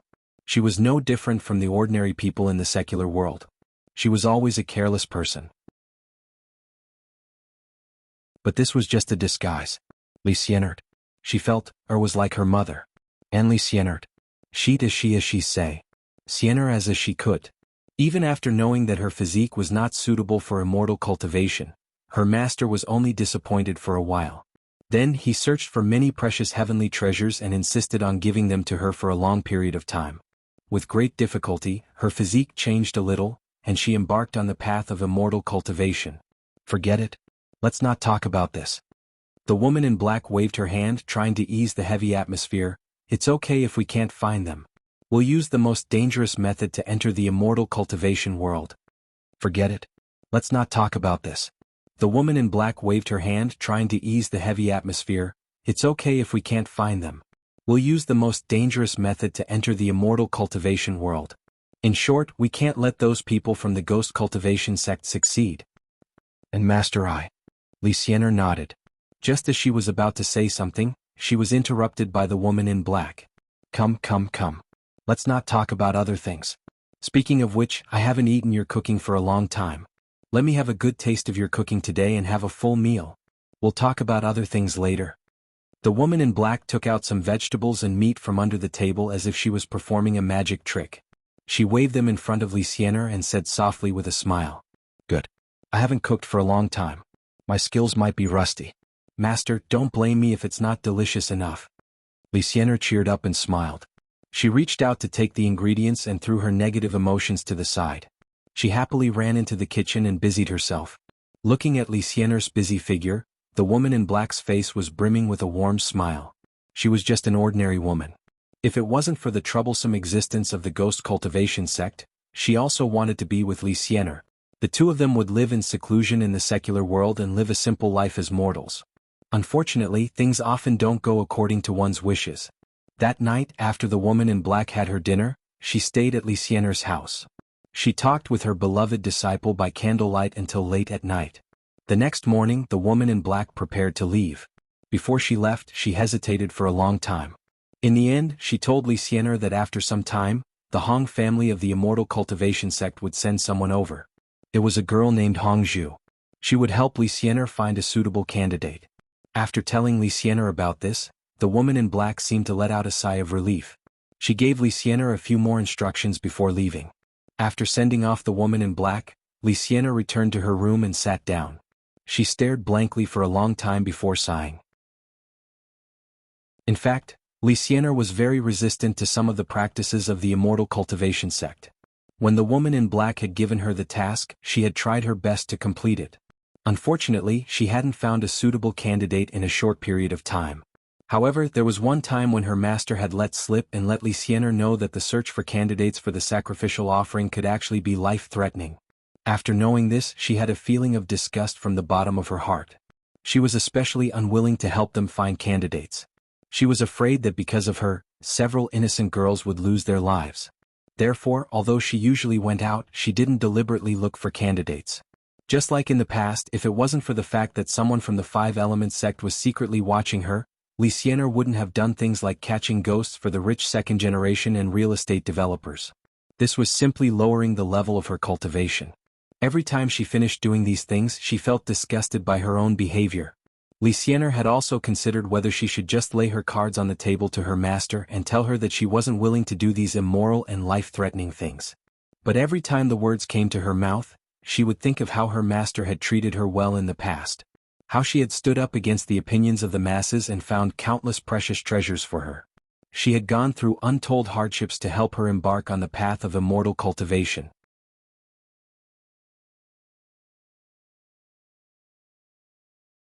Chapter 1140. Every time she thought of that, Lysianer would lose all her courage. She did not know what to say to her master. Lysianer also understood that her master did not come to the secular world in person just to have a meal with her. The sect must have given her a lot of pressure. That was why she had gone to the Hong family to help her look for someone. Alas, it seemed that if she did not do something serious this time, not only would it be difficult for her to explain to her master, she might even be punished. She might as well go look for someone. At worst, after she found a suitable candidate, she would tell them the consequences and dangers of participating in the ritual and let them choose for themselves whether to participate or not. After thinking it through, Lysianer stood up, packed up the things in the room, and decisively went out to carry out the mission. On one hand, she did not want to disappoint her master again, and on the other hand, she had nowhere to turn now. She could only brace herself and go on. Hong Zhu, who was carrying the mission of looking for someone, had just settled Song Huawu and the other girls down. He told them that he would be away for a few days because he had something to do. He would ask the Hong family's intelligence network to help him look for Xiao Chen.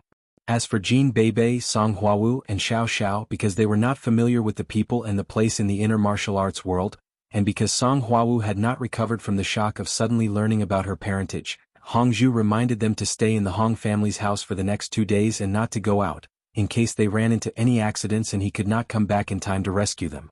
After taking care of the matters here, Hongzhu hurried back to his base camp, the Hong family of the outer martial arts world. She came back here to prepare to meet with an important person and tell her something very important. This matter concerned the future of the entire immortal cultivation sect. The decision of this person after hearing the news might affect the direction Hongzhu would choose to take in the future. After returning to the Hong family, Hongzhu did not bother to greet other people. He directly walked to a very remote room in the backyard. Hongzhu, you haven't been here for a long time. I almost can't remember what you look like.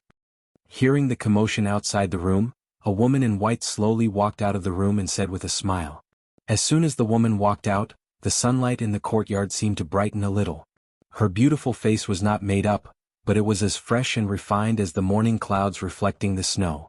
Her bright eyes looked as pure and innocent as a young deer, but they also revealed a hint of charm. She was clearly wearing a loose white robe, and when she moved she was like a weak willow swaying in the wind, which made her figure even more exquisite and attractive. The leaves rustled and her hair fluttered in the wind, but it was not messy at all. Instead, it made her look lively and perfect. Jingxian, don't forget that I've also learned seduction techniques. Your shoddy martial arts clearly have no effect on me. You should properly cultivate for a period of time. Hongzhu said in an indifferent manner. Although he said that, Hongzhu's gaze subconsciously shifted to the side, not daring to look straight into Shen Jingshuan's eyes. He could feel his heart thumping wildly in his chest. Although Hongzhu had no interest in women just now, he had truly felt his heart move. Shen Jingshuan's angelic face already had an extremely great lethality to men. If she could pair it with her natural charm and display this kind of secret seduction technique, it would be able to stimulate a man's most primal urges.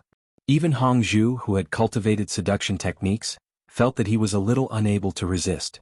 Hongzhu couldn't help but feel lucky that he had made preparations in advance and arranged for Shen Jingxian to live alone in the most secluded room in the Hong residence. She was strictly forbidden from going out, and no other family members were allowed to set foot in that room. Daily chores such as meals were handed over to his personal maidservants to assist her, depriving her of any chance to meet with anyone else. Otherwise, with Shen Jingshuan's astonishing cultivation speed, coupled with her own superior conditions, let alone taking her out to defeat an enemy, even within the family, a storm of blood might be stirred up because of her. Just as he rejoiced, Hongzhu suddenly thought of the topic he was about to discuss with Shen Jingxian and suddenly felt a little unnatural. After all, this matter was related to the safety of the entire immortal cultivation sect, and it was also closely related to Shen Jingshuan's future. Unfortunately, he had never told her about it before, so Hongzhu really didn't know how to bring it up. Is there really no effect?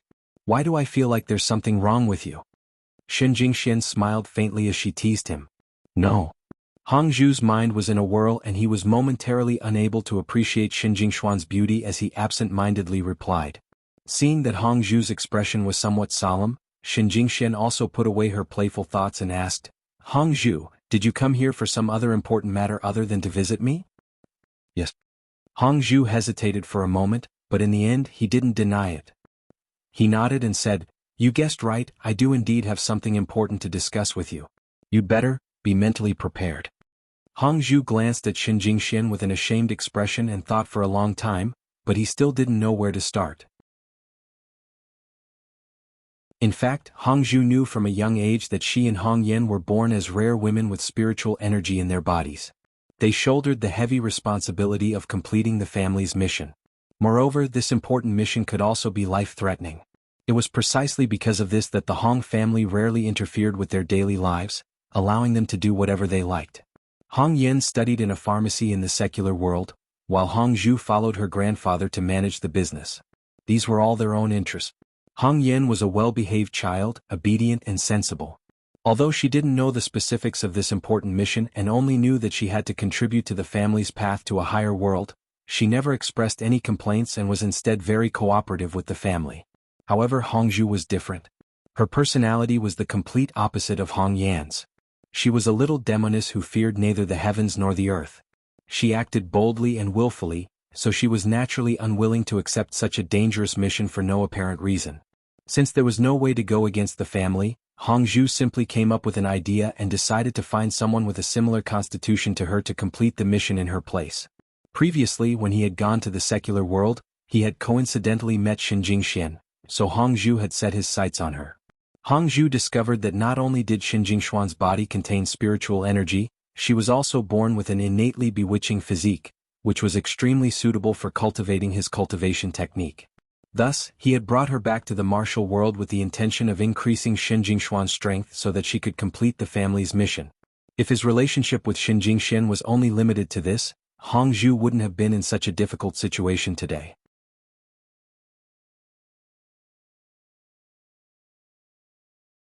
Chapter 1141. Based on her little she-devil personality, tricking an ordinary person to complete a task for her was a simple matter, and she would not feel any guilt in her heart. But later, as the relationship between Hongzhu and Xiaoqin grew closer, she gradually learned that this boy had already developed true feelings for Xin Jingxian, and that he was not just playing around. That was why she had told Hongzhu to take good care of Xin Jingxian and not let her get hurt. This time Hongzhu was in a dilemma. She did not want to hurt Xiaoqin, so she could not bear to let Xin Jingxian die in her place. But if she did not let Xin Jingxian go, then who would complete the task? Could it be that after going around in circles she still had to do it herself? Today Hongzhu had come to lay her cards on the table with Xin Jingxian. The ghost cultivation sect had already begun to move, and it was obvious that they were preparing for that matter. Therefore, the immortal cultivation sect's need for women with spiritual energy was growing more and more urgent. If this matter was not properly carried out, it was bound to be a mess. Hongzhu planned to tell Xin Jingxian everything she knew and let her make her own choice.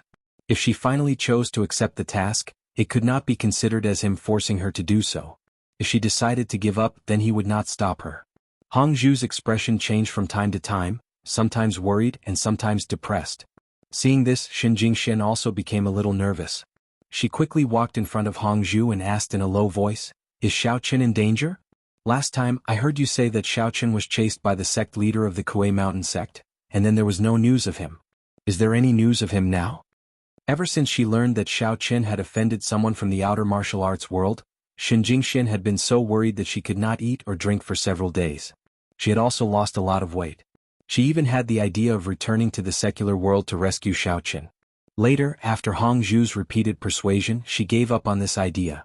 Through Hongzhu's analysis as well as after she had calmed down and thought things over, Xin Jingxian also understood that with her current meager cultivation, it was simply impossible for her to fight against the sect master of an outer martial arts sect. Even if she managed to find Xiaoqin, she would only be a burden. Although she was unwilling, Xin Jingxian could only temporarily suppress the impulse in her heart and devote herself to cultivation. She strived to learn as soon as possible so that she could help Xiaoqin. Although she didn't mention it, Xin Jingxian was still worried about Xiaoqin. She usually lived alone in a corner and did not know much about the outside world, so when she saw the conflicted look on Hongzhu's face, she naturally thought of Xiaoqin. Hongzhu was slightly taken aback, his expression a little unnatural. If he had really substituted himself for her and deliberately sent her to her death, Xiaoqin would definitely hate him, wouldn't he? Seeing that Hongzhu was not saying anything, Xin Jingxian could not help but grab her wrist and ask anxiously, "Hongzhu, tell me quickly, did Xiaoqin get into trouble again?" "Don't be anxious." Hongzhu came back to his senses and patted the back of Xin Jingshuan's hand to comfort her. According to the current information, Xiaoqin's life should not be in danger for the time being. However, according to speculation, he might have been captured by the inner martial arts world. Although Hongzhu was actually not confident about Xiaoqin's safety, seeing how agitated Xin Jingxian was, she could only advise her with kind words and calm her down first. The inner martial arts world? Xin Jingxian was stunned and asked doubtfully, didn't he offend the Kuei Mountain sect of the outer martial arts world before? Why is he going against the inner martial arts world again? Could it be that the Kuei Mountain sect found help? The Kuei Mountain sect's leader is dead, so this threat has been removed. Hongzhu shook his head and said, there seems to be a mysterious force in the inner martial arts world that is capturing cultivators on a large scale. I suspect that Xiaoqin's disappearance has something to do with this mysterious force. Then what should we do? Xiaoqin might still be in danger. Xin Jingxian frowned slightly. She looked so pitiful that people could not help but want to go up and pamper her. We are also looking for his whereabouts now. Hongzhu suddenly thought of something and said, by the way, a few days ago Xiao Xiao, Jin Beibei and Song Huawu came to the Outer Martial Arts World Guild to ask for help. I happened to run into them. Do you know them? They are now in the Hong family of the Inner Martial Arts World to help investigate the missing cultivators and to find Xiao Chen's whereabouts. What? Beibei and Xiao Xiao also went to the Inner Martial Arts World. Xin Jingxian was shocked. Why didn't you stop them? They actually brought them into the Inner Martial Arts World. This is wrong. If they were in danger, how could we explain it to Xiao Chen? Xin Jingxian, who was gentle and demure, was also stomping her feet anxiously. She did not have much impression of Song Huawu. After all, she had only met her once. However, Jin Beibei and Xiao Xiao were different. Of the two of them, one was Qing Minjing's cousin, and the other was Xiao Chen's younger sister. Usually they held them in their hands, afraid that they would fall, and held them in their mouths, afraid that they would melt. If something happened to these two young ladies, wouldn't Xiao Chen and Qing Minjing's hearts ache to death? Jingxian, don't worry too much. They are both staying in the Hong family and never leaving. I've also sent out the Hong Shadow Guardians to protect them. After comforting Xin Jingxian, Hongzhu lowered his head and hesitated for a moment. Then he said solemnly, in fact, I came to you today for another important matter. What is it? Xin Jingshuan's head was filled with the safety of Xiao Chen and Jin Beibei. Her heart was burning with anxiety. She did not notice Hongzhu's face and simply asked casually, Jingxian, do you still remember the world of immortal cultivators that I mentioned to you before? Hongzhu hesitated for a moment and summoned his courage to say, right now, there is a way to enter the world of immortal cultivators. It is a great opportunity for you. Wait a moment. Before Hongzhu finished, Xin Jingxian frowned and did not want to listen to him anymore. What does it have to do with me whether or not I can enter the world of immortal cultivators? Shouldn't the most important thing right now be to find Xiao Chen and then bring him out of the inner martial arts world safely together with Jin Beibei and the rest of them? Xin Jingxian was usually very strict with her upbringing, and she was a kind person who would never rashly interrupt others when they were talking. If it were not for the fact that she was really in a hurry and Hongzhu had suddenly brought up a completely unrelated matter, she would not have so rashly objected. Let me finish first. Naturally, Hongzhu understood Xin Jingshuan's anxiety. Therefore he did not feel offended. Instead, he waved his hands and explained patiently, with our current abilities and information channels, it is very difficult to find out Xiao Chen's whereabouts, let alone rescue him. Do you agree with that? Xin Jingxian nodded helplessly. She secretly hated herself for not being strong enough. Otherwise, she would not have been trapped here and could only wait for Hongzhu to bring her bad news.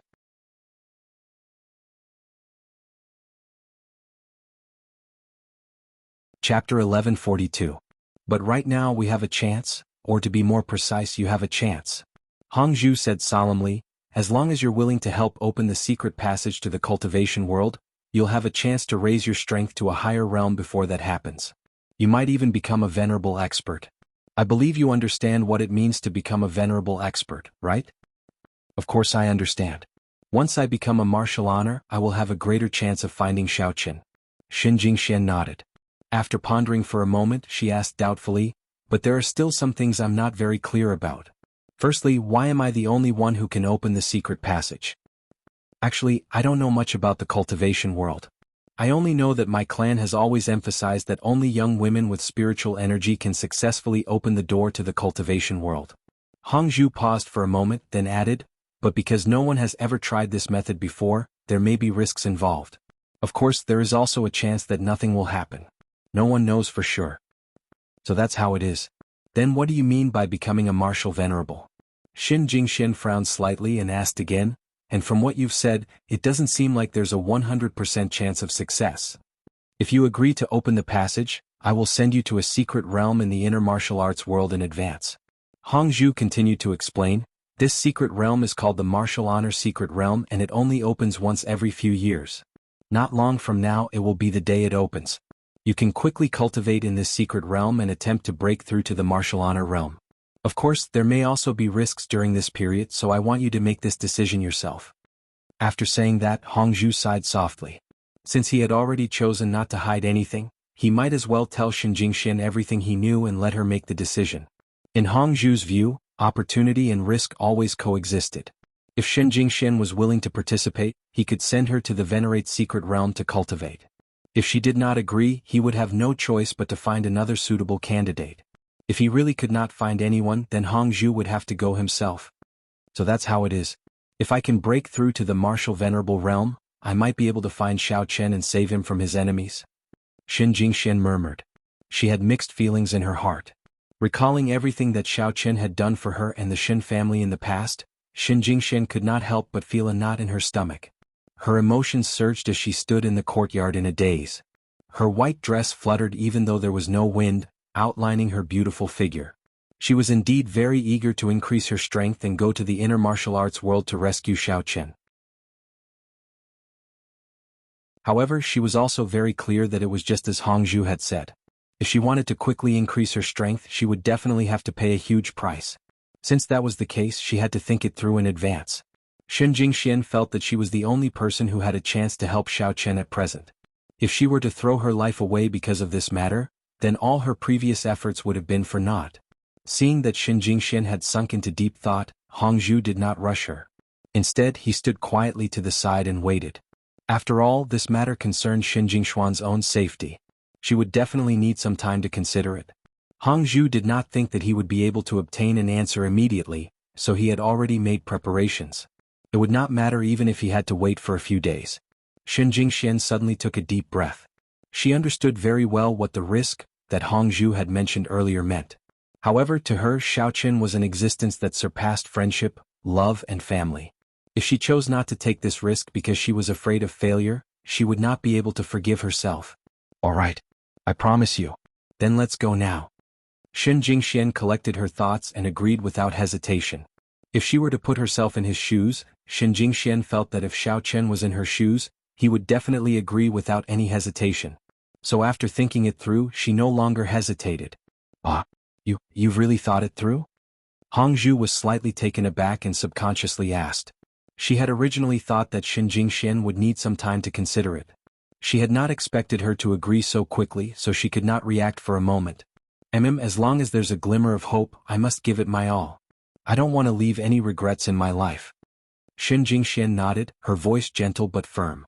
If Xiao Chen had not helped her so much in the past, she would not have the achievements she had today. Now that she had this opportunity, she naturally had to repay him. Even if her life was in danger, she still had to press forward. All right. In that case, you should go and pack up now. I'll first escort you to the Hong family of the inner martial arts world. After that, I'll listen to Grandpa Patriarch's arrangements. Hongzhu nodded as he understood Xin Jingshuan's determination. All right, then wait for me. When the time comes, I'll have to rely on you to stay with the Hong family. Xin Jingxian smiled sweetly, turned around and walked towards her room. Stunned by Xin Jingshuan's smile, Hongzhu only regained his senses after a long time. Looking at her graceful back as she walked away, Hongzhu secretly said in his heart, Jingxian, thank you. I admit that I'm a coward, I don't have the courage to shoulder the heavy responsibility of the family, and I even wanted to push this responsibility onto you. Thank you for agreeing to me. I'll pray day and night that you and the others can safely complete the mission and successfully rescue Xiao Chen. Early the next morning, Hongzhu secretly sent Xin Jingxian to the Hong family of the inner martial world. She did not report it to Grandfather Patriarch immediately. Instead, she let her reunite with Jin Beibei and the other women. She also specifically told Hong Yingwei to let them stay alone for a few days and report it to the family patriarch later. Jin Beibei and the others were naturally very happy to see Xin Jingxian. After arranging everything properly, Hongzhu left silently again and went to the secular world to meet Li Xianer, preparing to continue looking for new women with spiritual qi. While everyone was worried about Xiao Chen, he had already successfully returned to the Jia family with Xing Qing Menjing, and the other women were finally relieved. On one hand, it was because Xiao Chen had returned safe and sound. On the other hand, it was because they had kept it a secret from Jia Muzhen for a few days. As a result, even Jia Muzhen was a little suspicious. If Xiao Chen had not returned, they would not have known what excuse they could find to continue deceiving him. Now that he had returned safe and sound, Xiao Chen did not hide it anymore. He told Jia Muzhen everything. Xiao Chen, you are really something. You actually went to Open Heaven Gate to rescue people alone. How can you be so bold? After learning that Xiao Chen had gone to Open Heaven Gate, Jia Muzhen also broke out in a cold sweat. He said with some dissatisfaction, "Why didn't you tell me in advance? I could have sent some people to help you. If something had happened to you, wouldn't I have been scolded by my grandfather?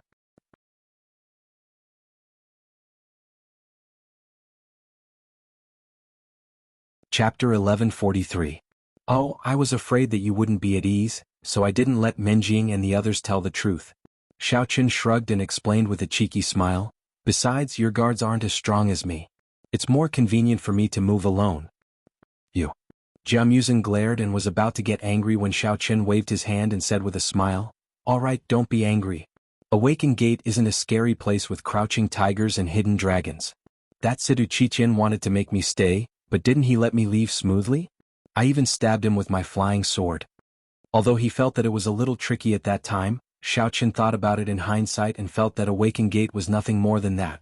Even the sect leader, Sidu Qiqian, wasn't that powerful. However, what Xiaoqun didn't know was that Sidu Qiqian didn't want to kill him because he was afraid of harming the innocent. That was why he chose not to make a move. Otherwise, he might not be able to return safely with that Xing chick. It can't be, right? Is that true? Jia Muzin was stunned when he heard that. He had a look of surprise on his face. Not only did you encounter Sidu Qiqian, but you also injured him? Yes. Actually, it's nothing much. I thought I could directly kill him with my flying sword. Xiaoqun curled his lips and shook his head regretfully. Unfortunately, I only stabbed him between the eyebrows and bled a little. What a big loss. I didn't expect it, really didn't expect it. I heard that his strength has improved greatly in recent years, and he's almost unrivaled in the inner martial arts world. There are even very few people who can last more than 3 moves in his hands. Jia Muzin looked at Xiaoqun as if he was looking at a monster and asked in amazement, I didn't expect him to actually suffer a big loss in your hands. It's simply incredible. How did you do it? Although he always felt that Xiaoqun's strength was unfathomable, he didn't expect it to be so heaven-defying. That was the leader of the inner martial arts world's demonic sects, the sect leader of Awakened Gate. Oh, it was like this at the time. Xiaoqun spread his hands and described the process of going to Open Heaven Gate. This. After listening to Xiaoqun's experience, Jia Muzin was speechless. This guy wanted to kill a venerable expert, and it felt like it was as easy as eating and drinking. Jia Muzin could not help but secretly rejoice. Fortunately, Xiaoqun was on his side. Otherwise, not to mention the 3 big families, even the entire martial arts world would not be enough for him. Alright, the story is over. Do you have anything else to say? If there's nothing else, I'm going to rest. It's quite tiring to fly all the way back. Xiaoqun stood up and stretched lazily. He felt that the long and arduous journey on his flying sword was even more tiring than fighting Sidu Qiqian. Yes, I really have something to talk to you about. Jia Muzin seemed to have woken up from a dream. Only now did he remember that he had something serious to talk to him about. What is it? Xiaoqun yawned. Little Miss Xing had already gone to rest with Tian Suruan. He also wanted to lie down and sleep immediately. Looking at the sky outside, Jia Muzin said, there's still some time. Go take a bath and rest for a while. Tonight, the Jia family will be hosting a banquet. The important figures of the other 2 big families will be attending. Grandfather told me that I must invite you because you are now our Jia family's distinguished guest. You must attend.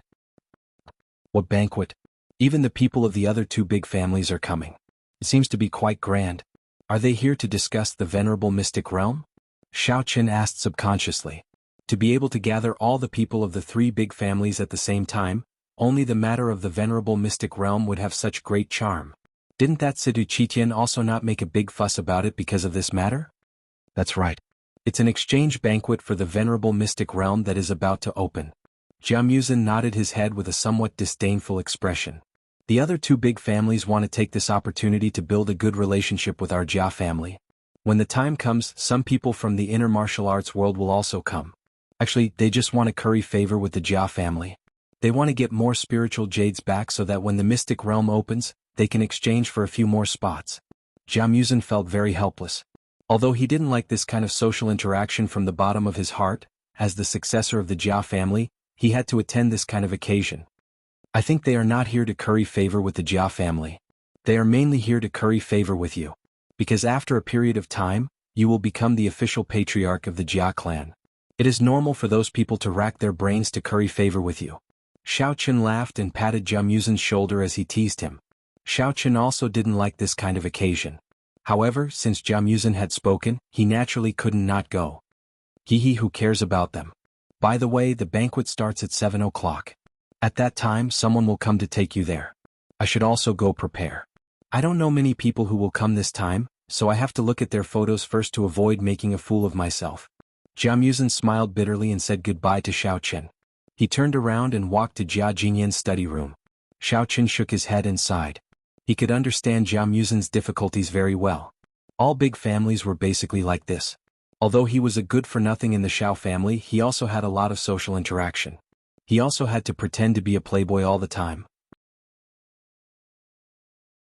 Although he was very resistant in his heart, he could only pretend on the surface. Otherwise, it was still a question whether he could live until now. Xiao Chen casually cleaned up and didn't bother to sleep. In the blink of an eye, it was almost 7 o'clock. He was not in a hurry to attend the banquet. Instead, he first took the control token to Tang Tang's place.